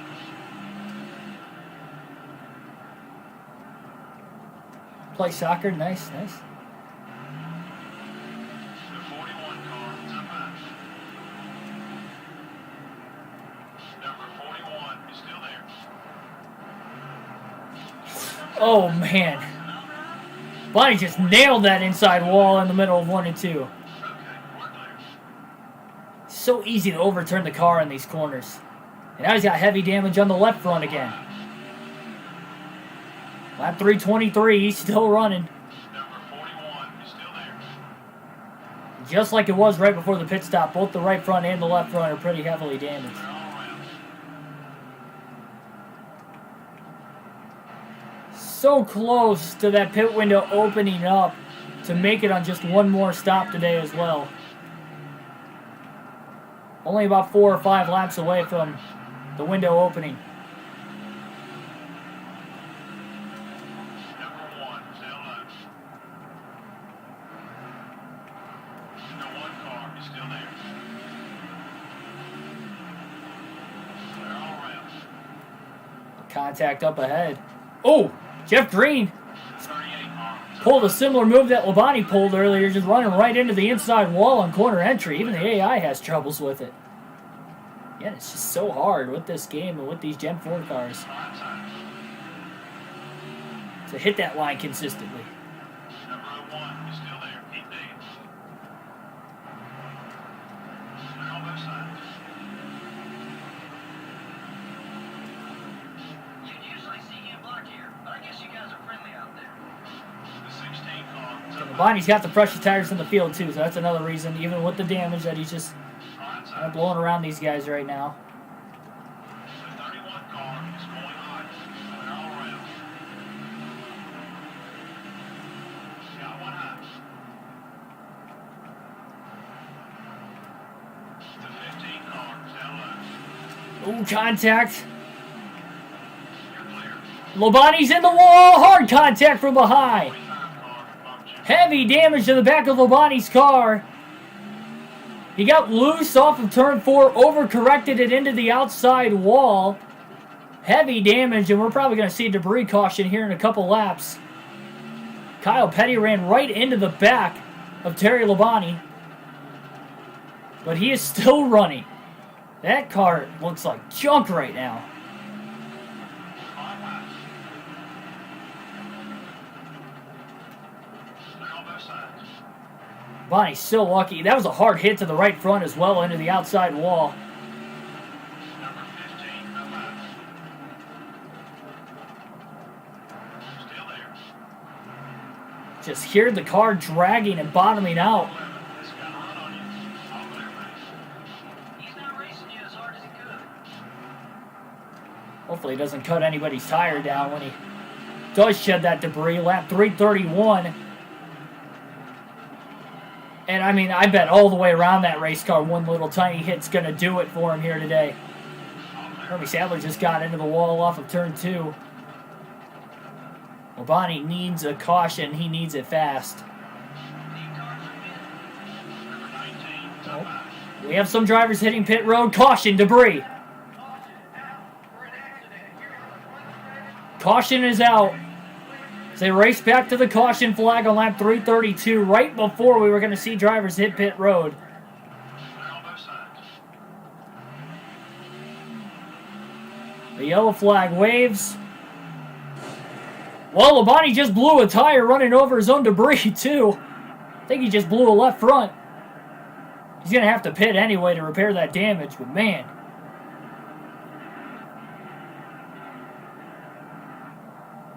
Well, caution's out for the 6th time today for debris. Looks like the right front blew on Labonte's car, but heavy damage, obviously, that's going to have to be repaired as well. 4 tires, full tank of fuel, no adjustments, heavy damage that will be repaired. And a lot of guys taking the wave around now. Oh, jeez. Who's that? Looked like the Rams were about to score a touchdown, and they just Just went right through the hands of the receiver.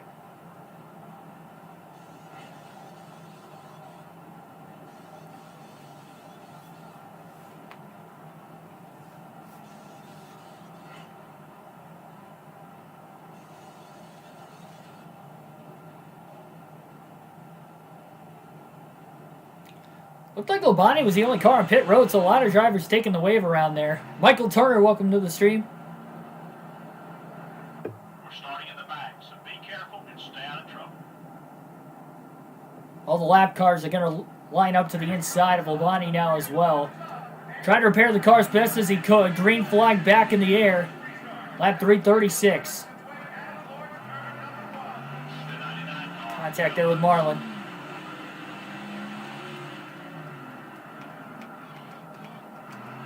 Oh, jeez.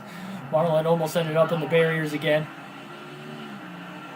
That was close. Again, we've seen 2 drivers do it already today. I did it in practice myself.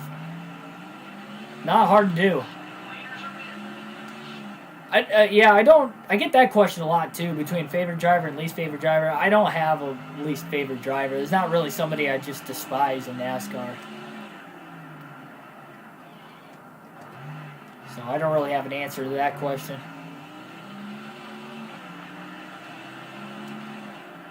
Might see that phantom caution too. Look at that damage on Labonte's car. You can tell he's been racing at Martinsville today. I'll tell you that much. Look at just how much space is in between the actual deck lid and the back bumper of the race car. That's a new back bumper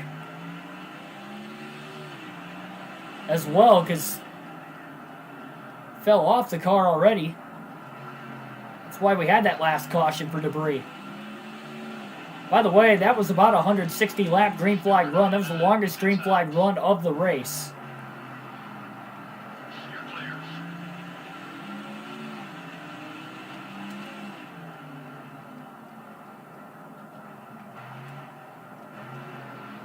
The 99 car, now left. They're on both sides. Burt just shot it into turn 3. Keep an eye on your mirror. He's not too happy with you. Number 99, tail left. All clear, buddy.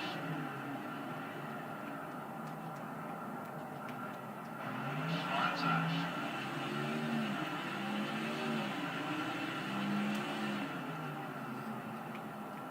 Okay, we're clear.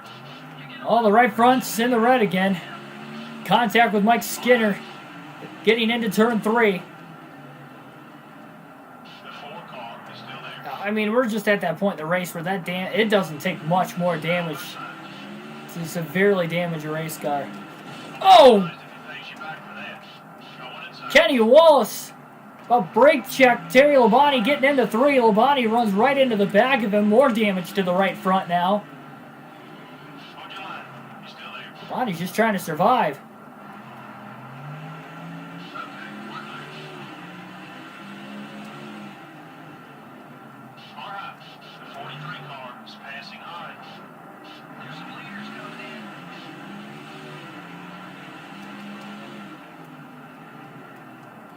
They're on both sides.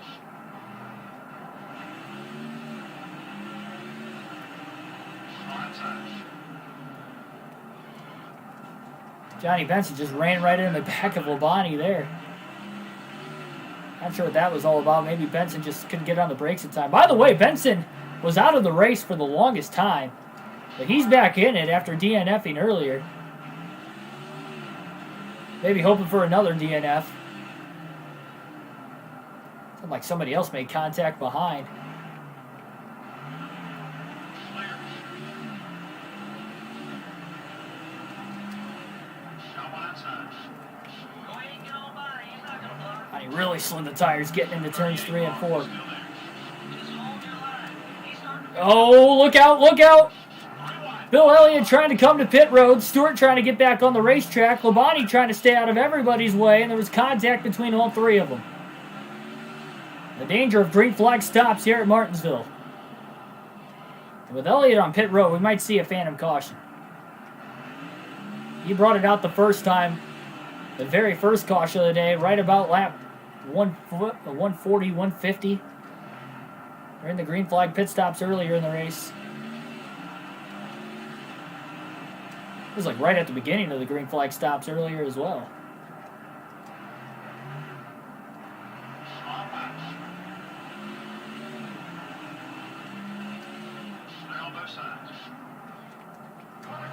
Well, there it is. Caution's out. Labonte can bring it onto pit road at lap 350. Now our 8th caution of the race. It's another phantom caution for Bill Elliott hitting the pace car trying to get back out on the racetrack. That is the second time he has done that today. And the second time we had that phantom caution for him leaving pit road under green. Labonte's going to take it. That's going to trap a lot of guys a lap down, if not more. Labonte can come and repair that damage again. Put 4 fresh tires back on it and get the car back out there. No adjustments. Elliott Sadler coming to pit road. A few other drivers coming to pit road here as well. Likely making their final stop of the day now.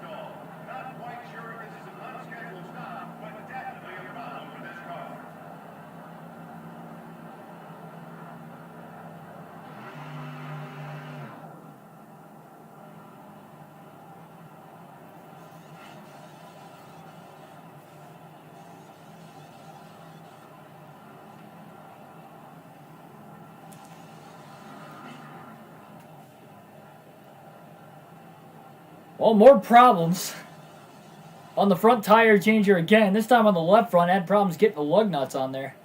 Look at how slow this stop is. It's almost 23.5 seconds. Remember, we saw that pit road glitch earlier in the race too, so this race has had a little bit of everything. Labonte leads the field to the green. Jeff Burton trying to get back on the lead lap. Oh, Sterling Marlin. Contact.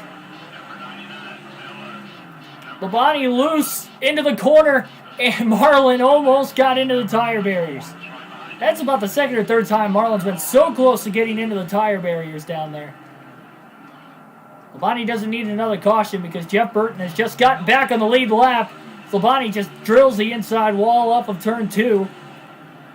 Heavy damage to the left front again.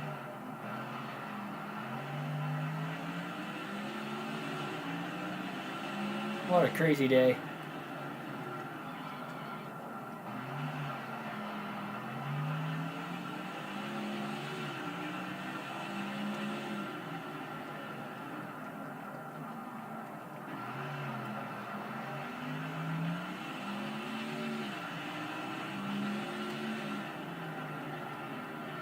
We've got drivers on pit road under green. Again, why didn't they pit under caution? It's just beyond my imagination.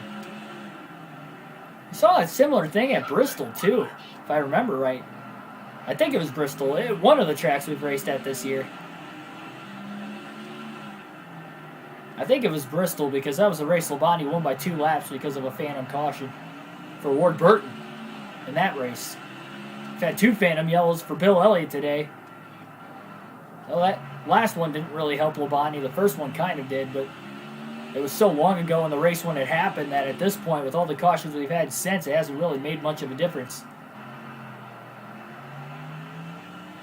It has for some drivers, but as far as Labonte and his lead over second place, not so much. Last one kind of hurt him. Jeff Burton's now back on the lead lap, and he's pulling away from Labonte because of all the damage probably weighing Labonte back. Burton might very well have the fastest car on the track now, but we'll see how Jeff Burton gets through the lap traffic as well.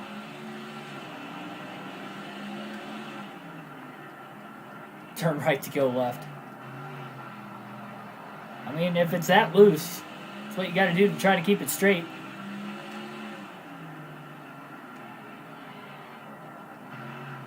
I mean, Burton's gaining about a second every couple laps on Terry Labonte.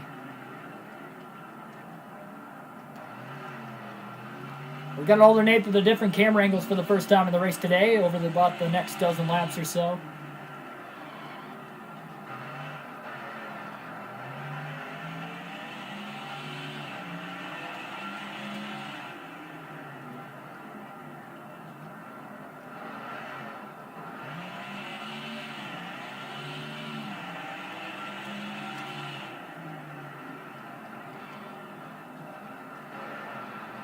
6 cars. All over your back bumpers. Mark Martin tried to look underneath. Number 6. Terry Labonte gets around him again, and Labonte just kind of lets him go for right now. Clear.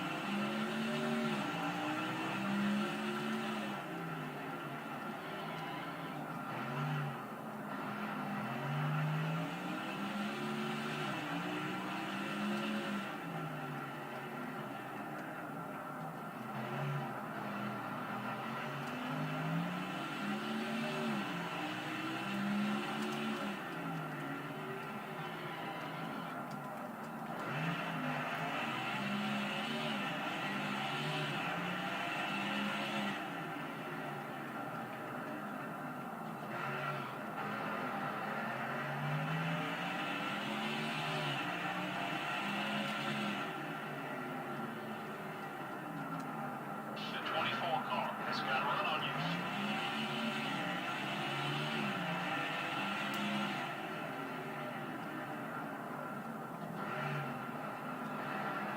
The 20 car now left. Tony Stewart to the inside.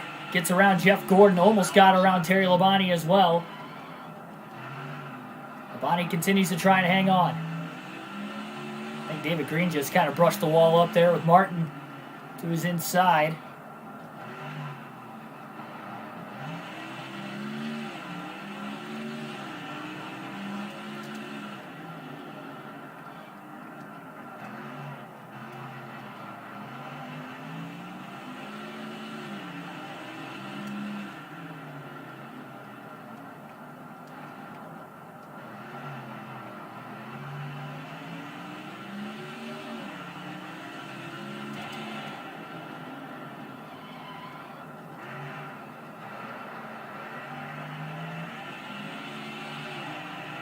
Be interesting to see here in the later going of today's race, less than 150 to go. Still beside you. Is it possible for Jeff Burton to run down Terry Labonte? You're clear. Maybe even Labonte crashing out of the race to help Burton take the lead. Who knows?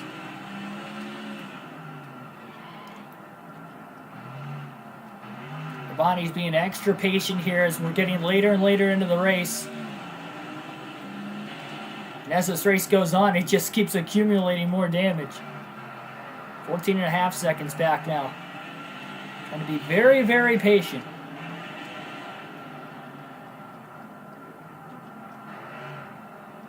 These guys don't have to pit again to the end of the race either. He's up high. They're on both sides. Keep an eye on your rear. He's not too happy with you. Far inside.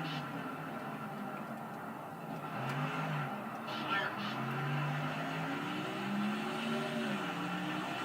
Ashley Lewis just got into the wall back there. We'll go back to the far chase cam for now. 14 and a half second lead still. Jeff Burton's really getting through the lap traffic a lot better than Labonte as well. Maybe trying to rush around it though. Completely different scenario. Not only Burton's got a fairly clean race car and Labonte's got a damaged car, but again, Burton's probably just faster than Labonte because of that damage.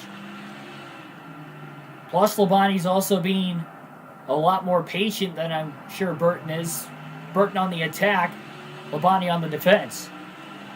So there's a lot of contributing factors into why that is the case and why Jeff Burton starting to reel him in. Labonte knows there's still a little bit of race left, plenty enough to where Burton can close that gap. It is basically a two-car race to the finish if both these guys make it to the end, as far as trying to battle for the win goes. Hold your line. Labonte's already clinched the most laps led today by far as well, so it would be a third max points day this year if he can try to get the win.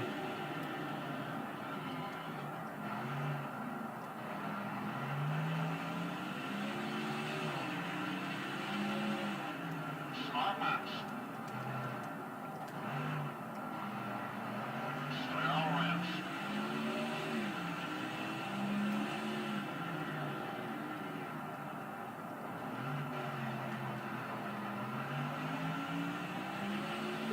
McMurray brushed the wall. LePage tried to evade to the inside. Wasn't sure how far and how much that was going to hold back Jamie McMurray, but didn't hold him back enough for LePage to get inside of him at least. Murray probably just stayed right on the gas. More drivers coming out of the pits all of a sudden. Still there. Oh, man! LePage just ran down into the side of Albani in the center of the corner. Burt now less than 13 seconds off the lead.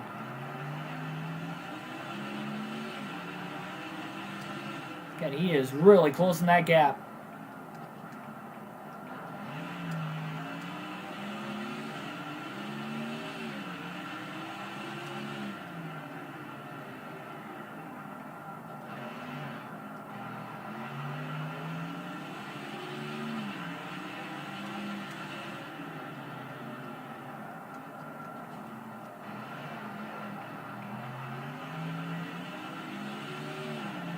McMurray got into the left rear of David Green as he's trying to move him back out of the way again. Green's on a little bit fresher tires, despite being probably even a couple laps behind where McMurray's at on the track.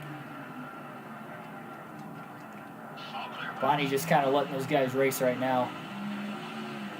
Gordon's starting to slowly reel in Terry Labonte, and now David Green's pulling a block on Labonte. The 24 car has got a run on you. Labonte gives him plenty of room.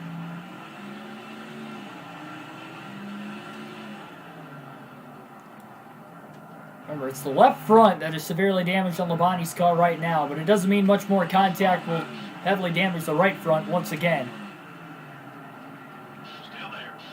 I'd like to see him stay back there. But what a miracle it would be for Jeff Burton to get back to the lead. Because I think Terry Labonte's led every lap today. Number 42, up high. Don't worry about him, Lon. He's feeling nice today. All clear, buddy.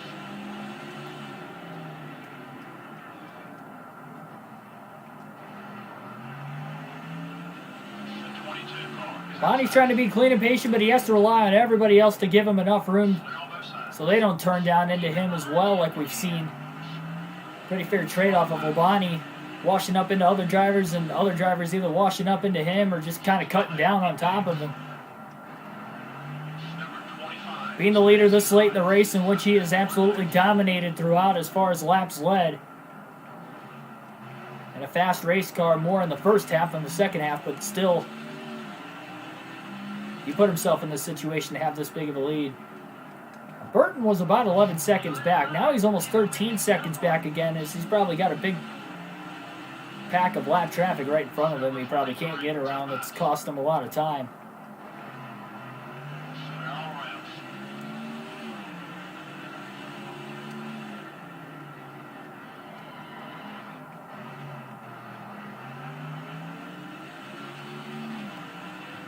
Eight people still watching right now. 15 people have hit the like button, so thanks everybody so much for doing that. And please do so if you haven't already. Also subscribe for more daily NASCAR content as we do these full race live streams with a realistic broadcast every day.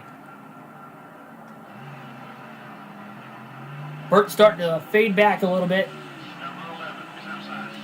Maybe speed and handling wise. Labonte's car slowly starting to come back to him again. 11 car is coming up quick. Okay, we're clear.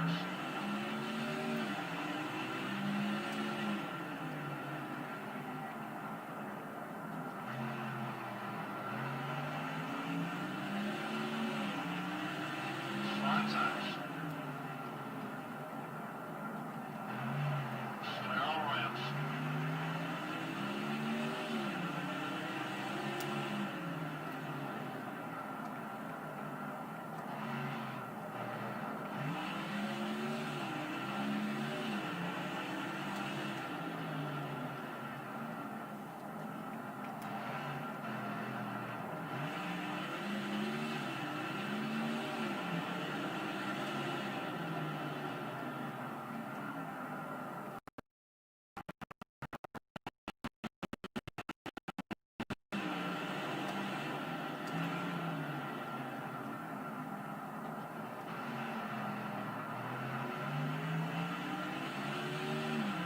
All high.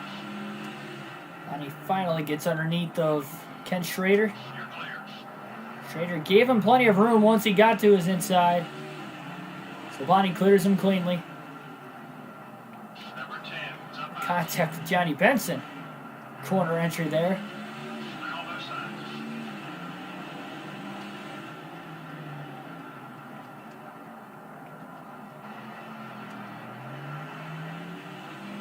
Three wide. Three wide. Hold that line. That contact almost turned Labonte right around. Benson came down right into him. The 10 car is walking. All clear, buddy. They were 3 wide, though. There not really a lot of room to do that at Martinsville. Got one high. 3 wide again into turn 3. Labonte does clear both Benson and Sadler that time. Hermie Sadler, that is. Man, he really locked the brakes up. He was desperately trying to keep it off the back of Robbie Gordon. Car high. The 31 car is looking to pass. They're all around.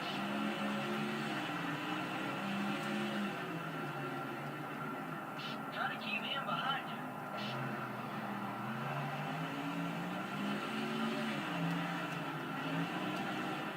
you. Nadu blocking. As he drives to the inside of Casey Mears. Labonte's just going to follow Nadu. The driver on pit road right now. Not sure who it is. 2 drivers on pit road. Making another pit stop.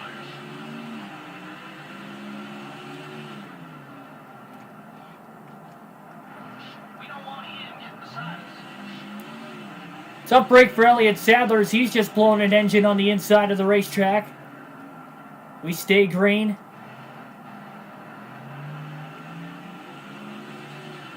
For the moment, at least, as Sadler's going to have to limp it all the way back around to pit road. Hold your line. You're still there. Number 30 is coming up quick. You're clear. The 30 car is up high. Keep an eye on your rear. He's not too happy with Left front severely damaged on Labonte's car. Right side, not that bad. Lap 400. This is a one-on race. About 2.5 hours in. 400 laps complete this time by, meaning just 100 to go here today at Martinsville. As Terry Labonte tries to get his 3rd win of the season.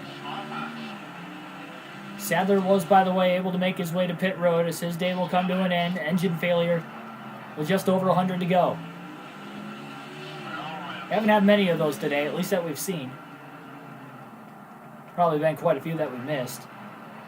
Ricky Rudd and then Johnny Benson's back on the racetrack after having an issue earlier.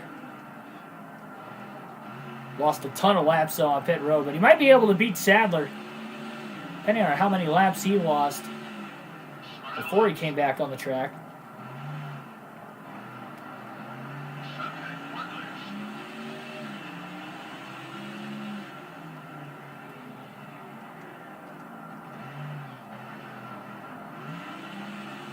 Sage Castillo, welcome to the stream. Got Labonte's cars, nice. Diecast, I'm guessing.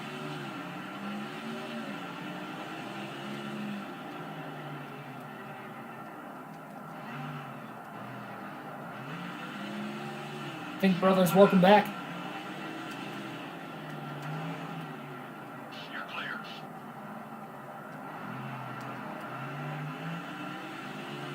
The 9 car up high. I thought for a second Bill Elliott was going to pull enough of a block where he was going to make contact on Labonte, but luckily he gave him just enough room once Labonte got really close to him. Labonte was able to pass him cleanly. Elliott, once he got alongside of him, just let him go. 95 laps to go here today at Martinsville. Still there. You're clear.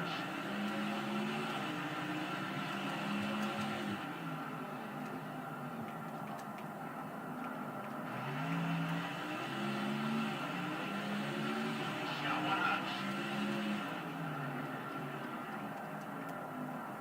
16 car is still there. They're all around. Jeff Burton's now about 17.5 seconds off the lead again. There's only about 3 or 4 lap cars in between Burton ahead of the race leader, Terry Labonte. Labonte trying to put him maybe a lap down once again. He's still there. He wasn't so friendly, he'd be blocking. 42 car is still there. Still there. All clear, mate. Kenza trying to block Labonte. That's another thing, too, that I've kind of noticed over the last 100 laps ago or so.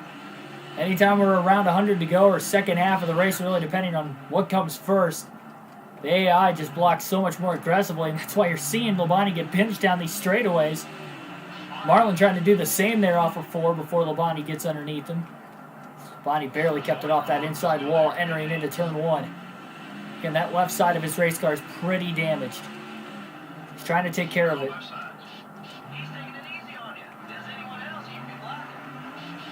Labonte underneath his teammate Johnson. Burt just pulling a block there on Jimmy, but that opens up the bottom. Terry Labonte's underneath him, and Labonte has lapped the field again as he puts Jeff Burton a lap down. The 12 car is outside. Puts a buffer car of Ryan Newman in between the two now. 89 to go this time by.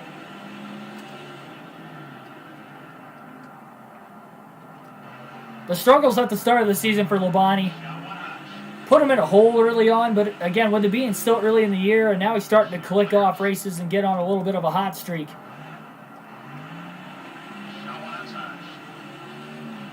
Hopefully trying to get himself back in contention by the middle of the season.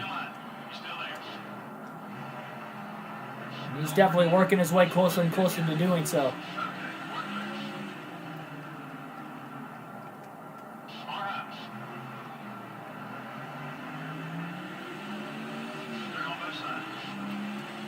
Craven thought about blocking there. Labonte racing clean.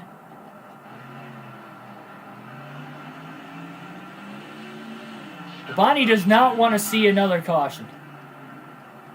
Caution comes out, that's going to give Jeff Burton another chance, and Labonte doesn't want that. Needs this thing to stay green to the end.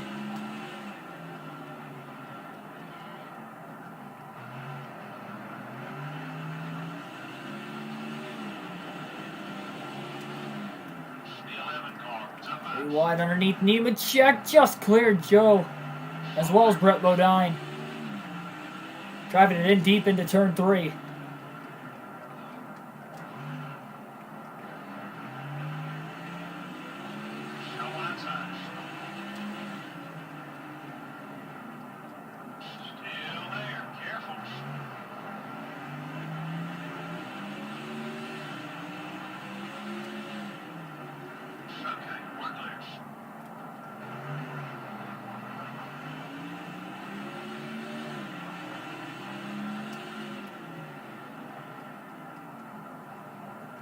He's trying to race you as clean as possible.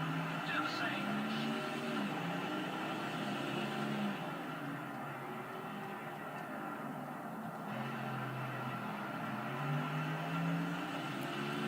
We've had a fair share of cautions. Again, we've had 8 of them total today, so that's definitely quite a few.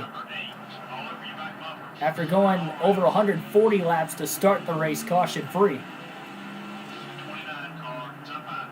Things got a little ugly there for about 50 to 60 laps, but then it kind of thinned out again. We've only had a couple cautions since. We had about 6 cautions in the stretch of about 60 or 70 laps. It's getting a little too ugly. I thought for a second that was either going to be the point at which we were going to be knocked out of the race, or something was going to happen that wasn't going to be in our favor. But you see here, Terry Labonte still in the lead. Trying to ride that Cheez-It good luck charm again. Mark Martin just about turned the 5 of Labonte. Unintentionally, though. Again, they were 3 wide. Kenny Wallace was on the outside. And again, Labonte just kind of got pinched on the bottom of the track.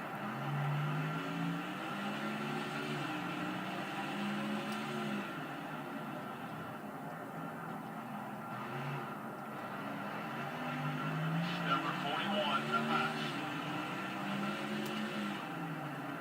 Still there.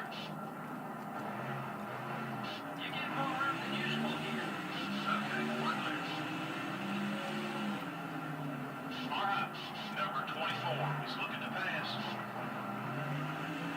Clear all around.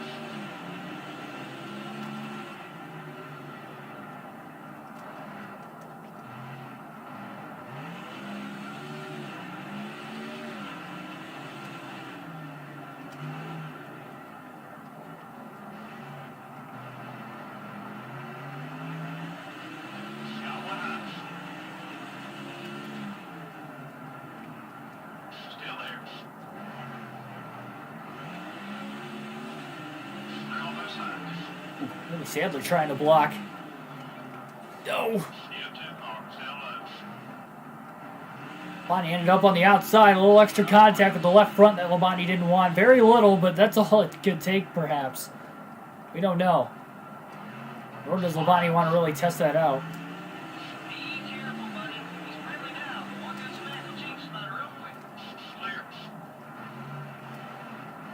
Number 02 is gaining on you. Got one Good outside. crossover on Steve Park. Undercut the corner perfectly in 3 and 4. Number 30. 75 laps to go. Okay, we're clear. Rams are winning 3-0. Tim, who won the Indianapolis game? I was trying to keep track of it on my phone through the race, but we were having like caution after caution earlier, and I didn't pay attention to it after a while. Last I saw, there was like 6 minutes left, and Indy just scored a touchdown, and they were going for 2. That was the last I glanced over and was able to see. I watched the entire game up until we started the stream, so about halfway through the third. From that point on, I missed. The 10 car is up high. Still there. I'd like to see him stay back there. Bills won, nice. Clear. He's trying to race you as clean as possible. Do the same.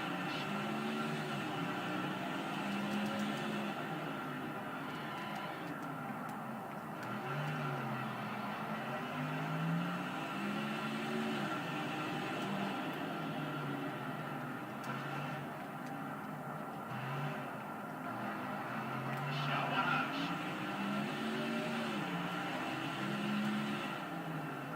Still beside you. You get a little more cushion than usual. Yeah. Okay, we're clear. Still a lot of allies for Terry Labonte, and he hasn't made any rivals yet here today, surprisingly. Any new ones, at least. The 1 car is outside. It's been close with David Green and Johnny Benson, even Casey Mears at one point, but they weren't quite at minus 60 yet, so that's good for Labonte. Clear. 69 laps to go at the line. Can alternate through the different camera angles one final time now in today's race. Still there.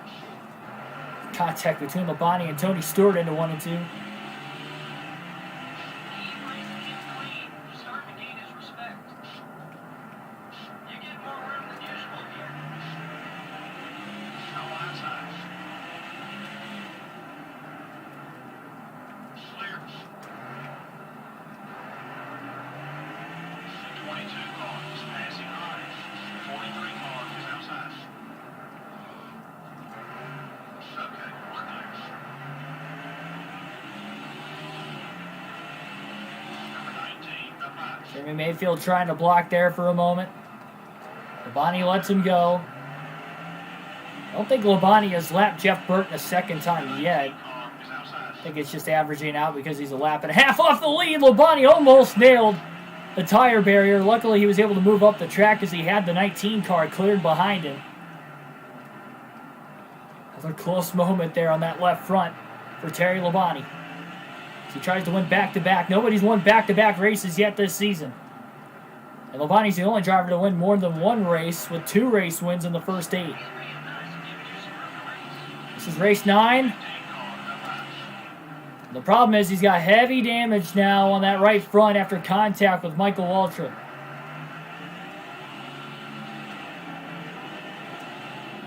What the hell, I think. Glitching out. Oh! Well, extra contact. Labonte just into the back of Michael Waltrip. You get a little more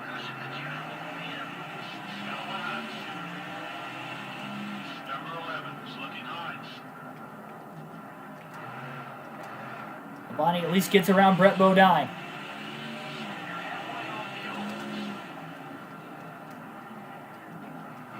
Both the right front and the left front severely damaged. Blown engine on the inside of the racetrack. Oh, tough break for Sterling Marlin. Sterling Marlin has blown an engine, running in third place with less than 70 to go here today at Martinsville. What a tough break that is. More drivers on pit road.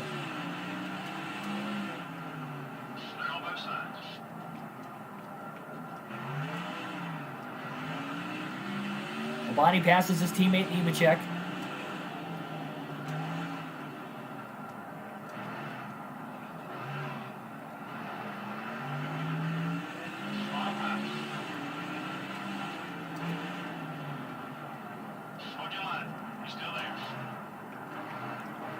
Greg crowded him a little bit, but Labonte keeps it off the wall, clears him off of turn 4. 60 to go. Just trying to tiptoe around these corners. He's got a huge gap to third now with Marlin out of the race. And Labonte's pretty much only racing Jeff Burton, who's 1 lap down right now. Just over a lap and a half down to be exact. These laps are going by so slow late in the race for Labonte as he tries to keep his car clean.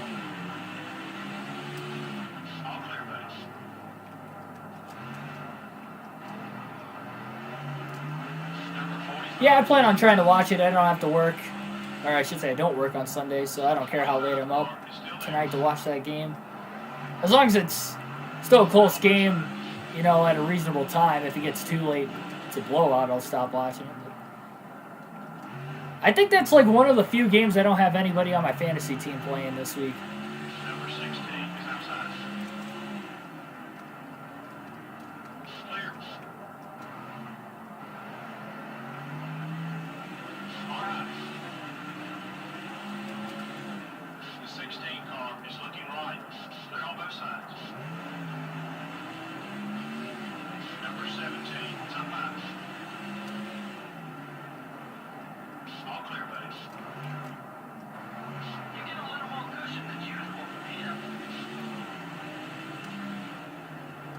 Again, heavy damage on both the left front and the right front of Terry Labonte. You can see the damage all over his car. He's been beating up the race car pretty good. We'll stick with the far chase cam for the rest of it now. 55 laps to go. He's got a just over a lap and a half lead on Jeff Burton.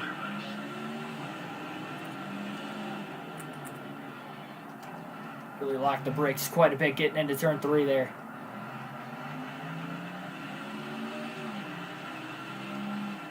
How did T.Y. Hilton do earlier? When I was watching, he only had a couple receptions. They were bigger chunk plays that were good for Indy as a team, but I didn't think he was doing so hot fantasy-wise. But I saw I missed a couple scoring plays for Indianapolis, so if they would have ended up getting 22, I would have missed at least one of the touchdowns. If he had one, that would have been awesome.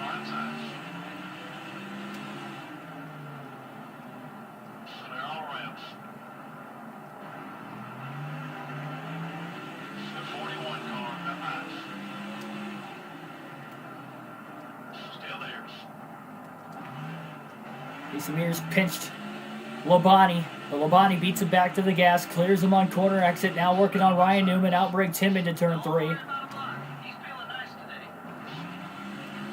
Back into the gas, beating Wallace there at least. Okay, we're clear. All right. There's the damage you see on the upper right-hand corner of the screen right now. The 2 car is still there. Oh, man! Contact! Wallace just about squeezed the 5 car of Labonte into the tire barrier. Labonte tried to go high to keep off the tire barrier and tried to lock the brakes so he could pull in line behind Wallace, but instead he clipped his left rear.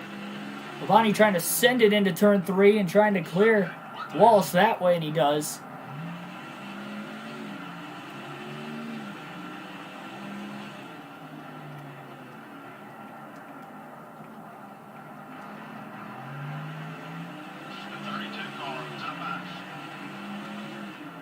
I do have the Rams kicker on my fantasy team, though. I guess you guys are friendly out I have the Rams kicker, and then I got Russell Wilson and DK Metcalf. And Seattle's defense. I have a lot of guys in that game. Still I beside got like half my team in that game. Most of my team plays today. I don't have anybody in the late game. But I think I only have like 3 players playing tomorrow. I have 5 of them today. 4 of them in this game right now that's going on. I think the only guys I have tomorrow are Austin Hooper, Juju, Smith-Schuster, and Alvin Kamara. Number 99 is still there. Keep digging. The 99 car is still there.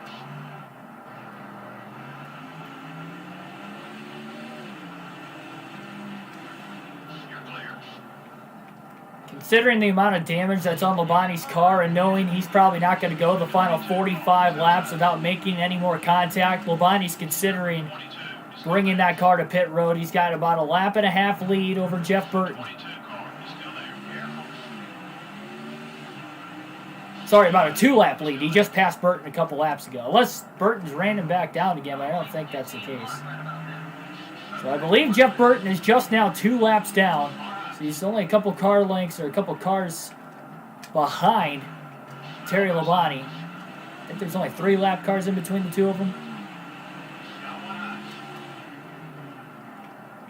So if Labonte pits, even if he gives up the lead, he'll have fresh tires. And he won't have to worry about the damage as much because it would be repaired.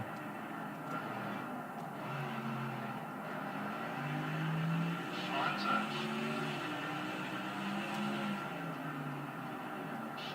Still there. Number 02 is coming up quick. They're on both sides. We'll just have to see how this plays out, but I don't think Labonte can wait any longer because, again, we don't know how much longer he can make it with that damage. A little contact with Johnny Benson there, and I can see the right rear just increase more damage immediately after the contact. Really pushed the fender in. Big wheel hop by Jeff Green getting into turn 3. He's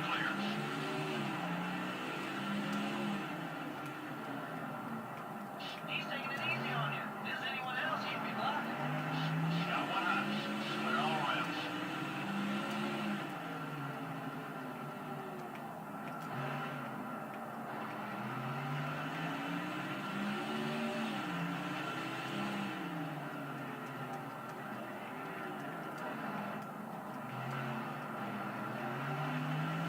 Got one outside. Hold your line. He's still there. A little more damage to the right rear there on Kevin LePage. Washed up the track a little too much. The 31 car up high. Still there. All clear, buddy. Labonte just outbraking Jack Sprague into 3 and 4. Car high. He gets underneath Harvick now. Still beside you. You get a little more cushion than usual from him. You're clear.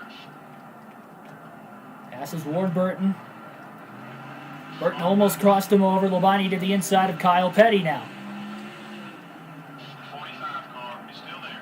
Labonte's going to make the call. Labonte will be coming to pit road this time. He doesn't want to use up his car too much damage-wise, so he's going to turn it onto pit road. It'll be a 4-tire stop. No adjustments. He's going to top off on fuel just in case, but he's probably good on fuel to the end anyway. And most importantly, damage will be repaired with 36 laps to go. R6, welcome to the stream.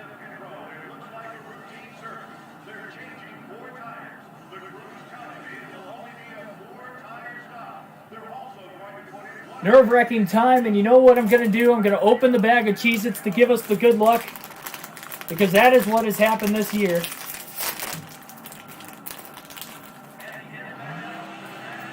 At least in the last race. We'll see if it happens again. Come on, careful. Got one outside. Trying to pull off everything we can right now. Good luck and all. No heavy damage on the race car. 14-second lead on Jeff Burton, but Labonte's got the freshest tires on the racetrack now. The 12 car is outside. It was a smart play. The problem is, though, is if we get another caution, Burton's going to line up right behind Labonte on the restart. And he's got to be careful outside. Wonder what happened to Dale Jarrett. He was in second for a large part of the opening portion of the race until we had that first caution. Oh boy, 3 wide. Into the corner. Oh, Jarrett into the inside wall. Caution's out as they race back to the caution flag. There wasn't even any contact either. Jarrett just had no room, 3 wide. We saw Labonte almost do that a couple times earlier with no contact. No contact for Dale Jarrett. He runs right into the tire barrier for our 9th caution of the race. After over a 100-lap green flag run.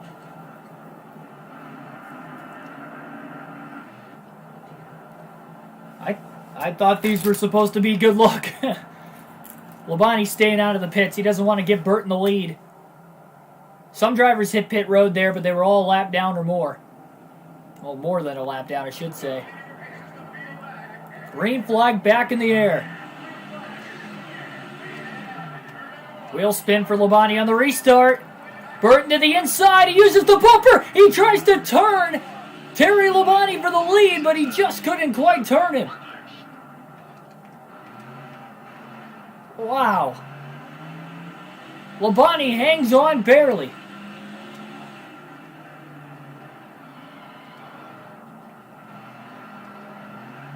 Number 24 is outside.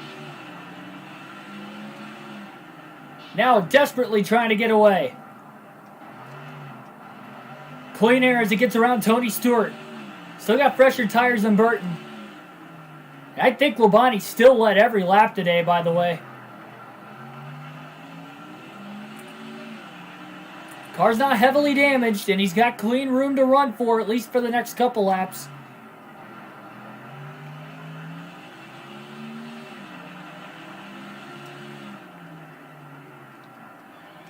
That's on nobody was at fault at all.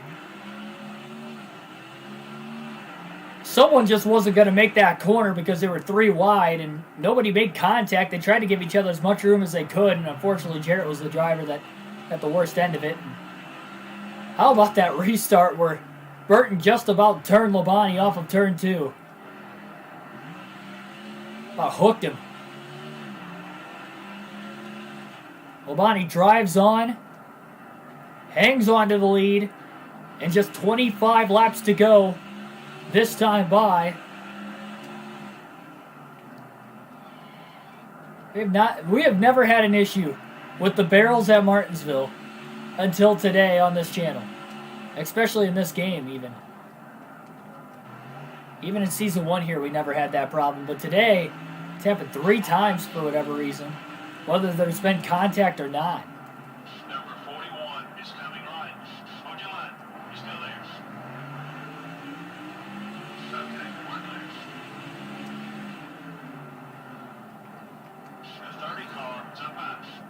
Take care of that. Contact with Steve Park. Clear. And Kevin Grubb a little bit too. Heavy lap traffic right around the leader. Grubb not giving Labonte much room, and now Labonte's got heavy damage on the left front again. Clipped the inside wall, but Kevin Grubb gave him 0 room to run on the bottom. The 43 car down low. Contact with the back and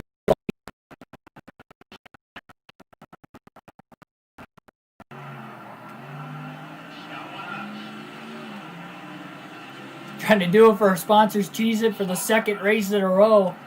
You'd usually see him block here. I guess you guys are friendly. With this same sponsor, with the car. Number 11 is still there. I figured under caution there with less than 40 to go was the best time to start to open the bag for the good luck. Too bad the caution came out immediately after, but Labonte still leads. The 23 car is outside. 20 to go. 20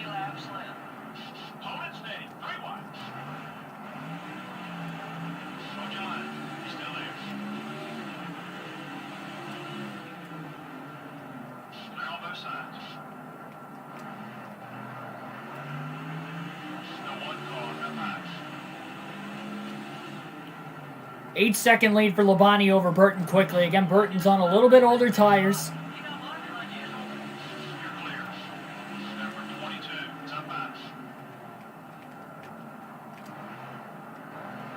All clear, buddy.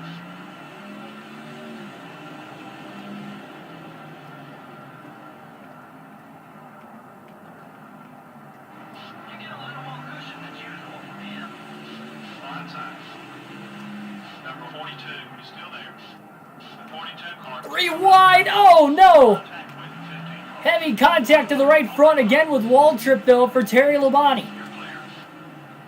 3 wide into the corner. Labonte was trying to keep it off the tire barrier with the heavy damage on his left front. Now he's got heavy damage to the right front again. All clear, buddy. Finally gets around Waltrip. Number 9, top 5. Clear. Just gets around Bill Elliott.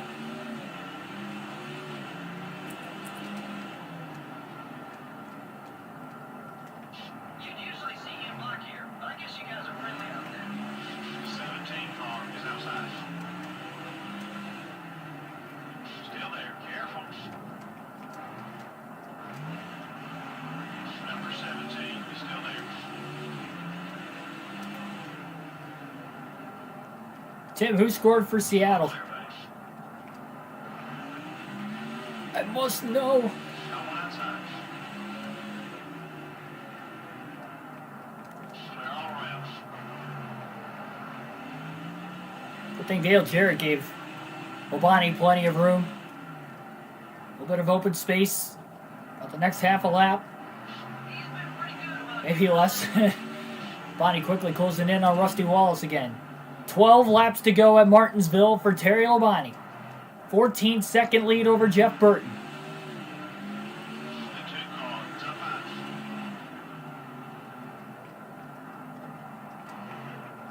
Out of these lap cars, giving Labonte plenty of room. Labonte's left front and right front severely damaged on his race car. He's just trying to limp it home to the end. He's got a decent-sized lead. Lap cars are finally starting to cut him a little bit of slack. this today. No outside. Number 18 is looking to pass. Bonnie tries to go back-to-back. All right. Oh, Metcalf scored. Awesome. Well, that helps my fantasy team a ton. Clear. Kurt Busch, ally of Labonte's, gives him plenty of room. 10 laps to go for Terry Labonte at Martinsville. Ten to go. Hold your line. He's still there. Keep digging. Okay, we're clear. Has to get to the outside of the 0. Oh, contact. Labonte's all right. Got one high. We don't want him getting beside us. There's Jeff Burton. He's about to go a lap down, and he does. So Burton goes a lap down. Okay, we're clear. Eases a little bit of the pressure, at least for Labonte.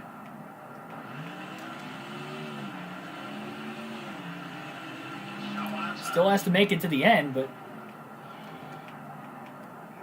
Still there. really keeps it off the 37 and the 30 in 1 and 2. The 30 car is gaining on you. Clear all around. Hard into turn 3 underneath Gordon. Slight contact there. Square on the right side for Labonte. He's all right. 7 laps to go at Martinsville. The brakes hard, trying to keep it away from Kevin Grubb now. Number 22, up high. At that point, he really doesn't want to have to drive it hard into the corner to get around him. He's giving you some space. If he has to do that, that's when he just gets out of the gas or gets on the brakes a lot earlier and just lets the lap car go.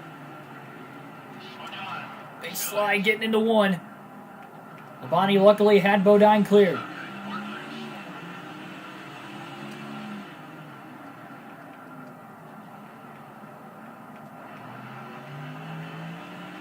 CO2 car is up high. 5 laps to go for Terry Labonte here today at Martinsville. Well, that time he did drive it in a little harder to get around Hermie Sadler, but it worked. A 1 lap lead on Jeff Burton. 4 to go. And Labonte's sitting back behind Benson. He doesn't want to pass another lap car if he can help it. So he's just going to tiptoe around the lap, or tiptoe behind the lap traffic. He's got a lot of room behind him. Nobody closing in on him. He's faster than Hermie Sadler as long as he's...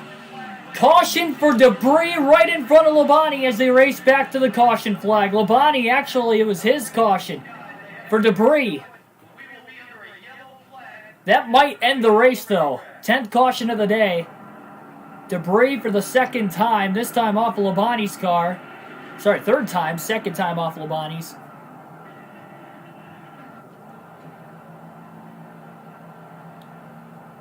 Labonte's going to stay out of the pits. I think that's going to end the race. I think the race is going to end under caution. Terry Labonte wins at Martinsville. 10th caution of the race. That's the way things are going to end. But Labonte gets his 3rd win of the season. He'll go back-to-back for the first time this year as his hot streak continues. And for the 2nd straight race, we did it for Cheez-It. On the car, on my hat.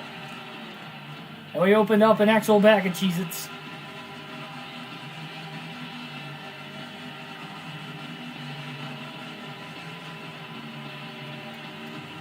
The burnout victory celebration here for Labonte. This engine's been through a lot today, and I think he's going to tear it up to the finish now if he can help it. Or the rear bumper, whatever goes first, because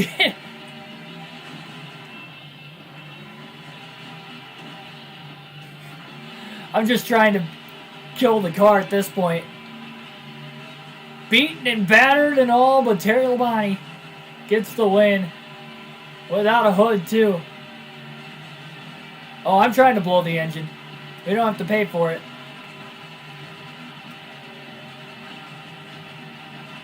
This engine is so durable. I mean, all the beating it's been through in the race.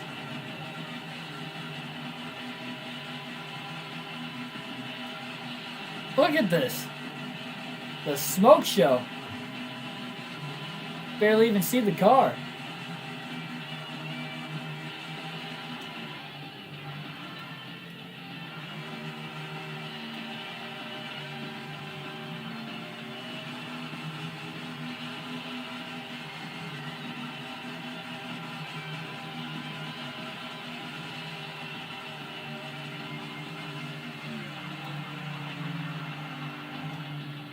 I think we got to give it to the engine here for lasting the entire victory celebration. What a job. Terry Labonte wins at Martinsville. Well, it kept the field close, which I'm sure made it extra exciting for the fans. Jerry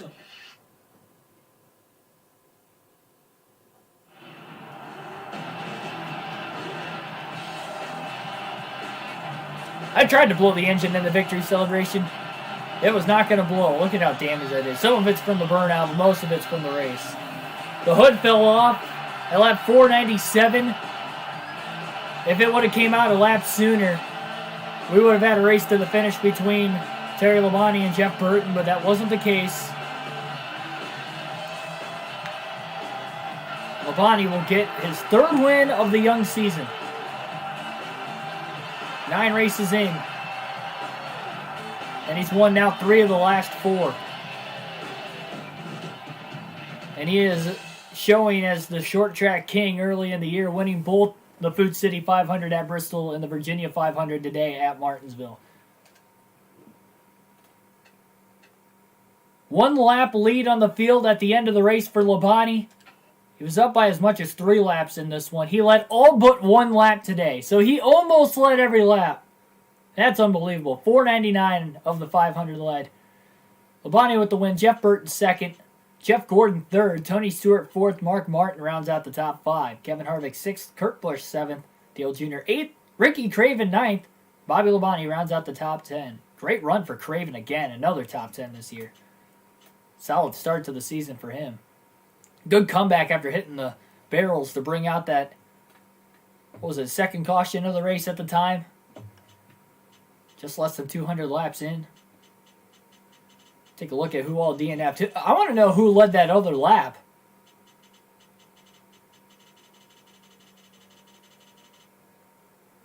Sterling Marlin.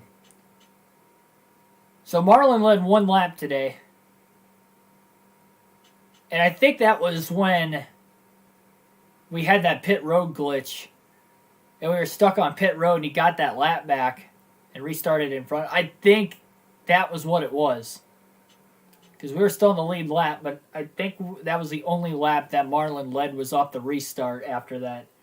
So if it wasn't for the pit road glitch, we would have led every lap in a NASCAR Thunder 04 race. I didn't even think that was possible for me, especially at Martinsville. Just a dominating win for Labonte. It was close because of him having to survive to the end. He was involved in an accident earlier in the race, and he had a lot of damage from it. He was basically just trying to manage the damage on the car the rest of the race from that point on. Ricky Rudd, Elliott Sadler, Sterling Marlin, all DNF today. Those were the only DNFs. Price Johnny Benson made up that much time. He finished about 15 laps down, but so he was out of the race there for a short moment. I guess he came back on the track within a couple laps after the restart. So good thing for him because he was able to at least salvage a top 25. Not great, but better than finishing outside the top 40, which he probably would have done otherwise.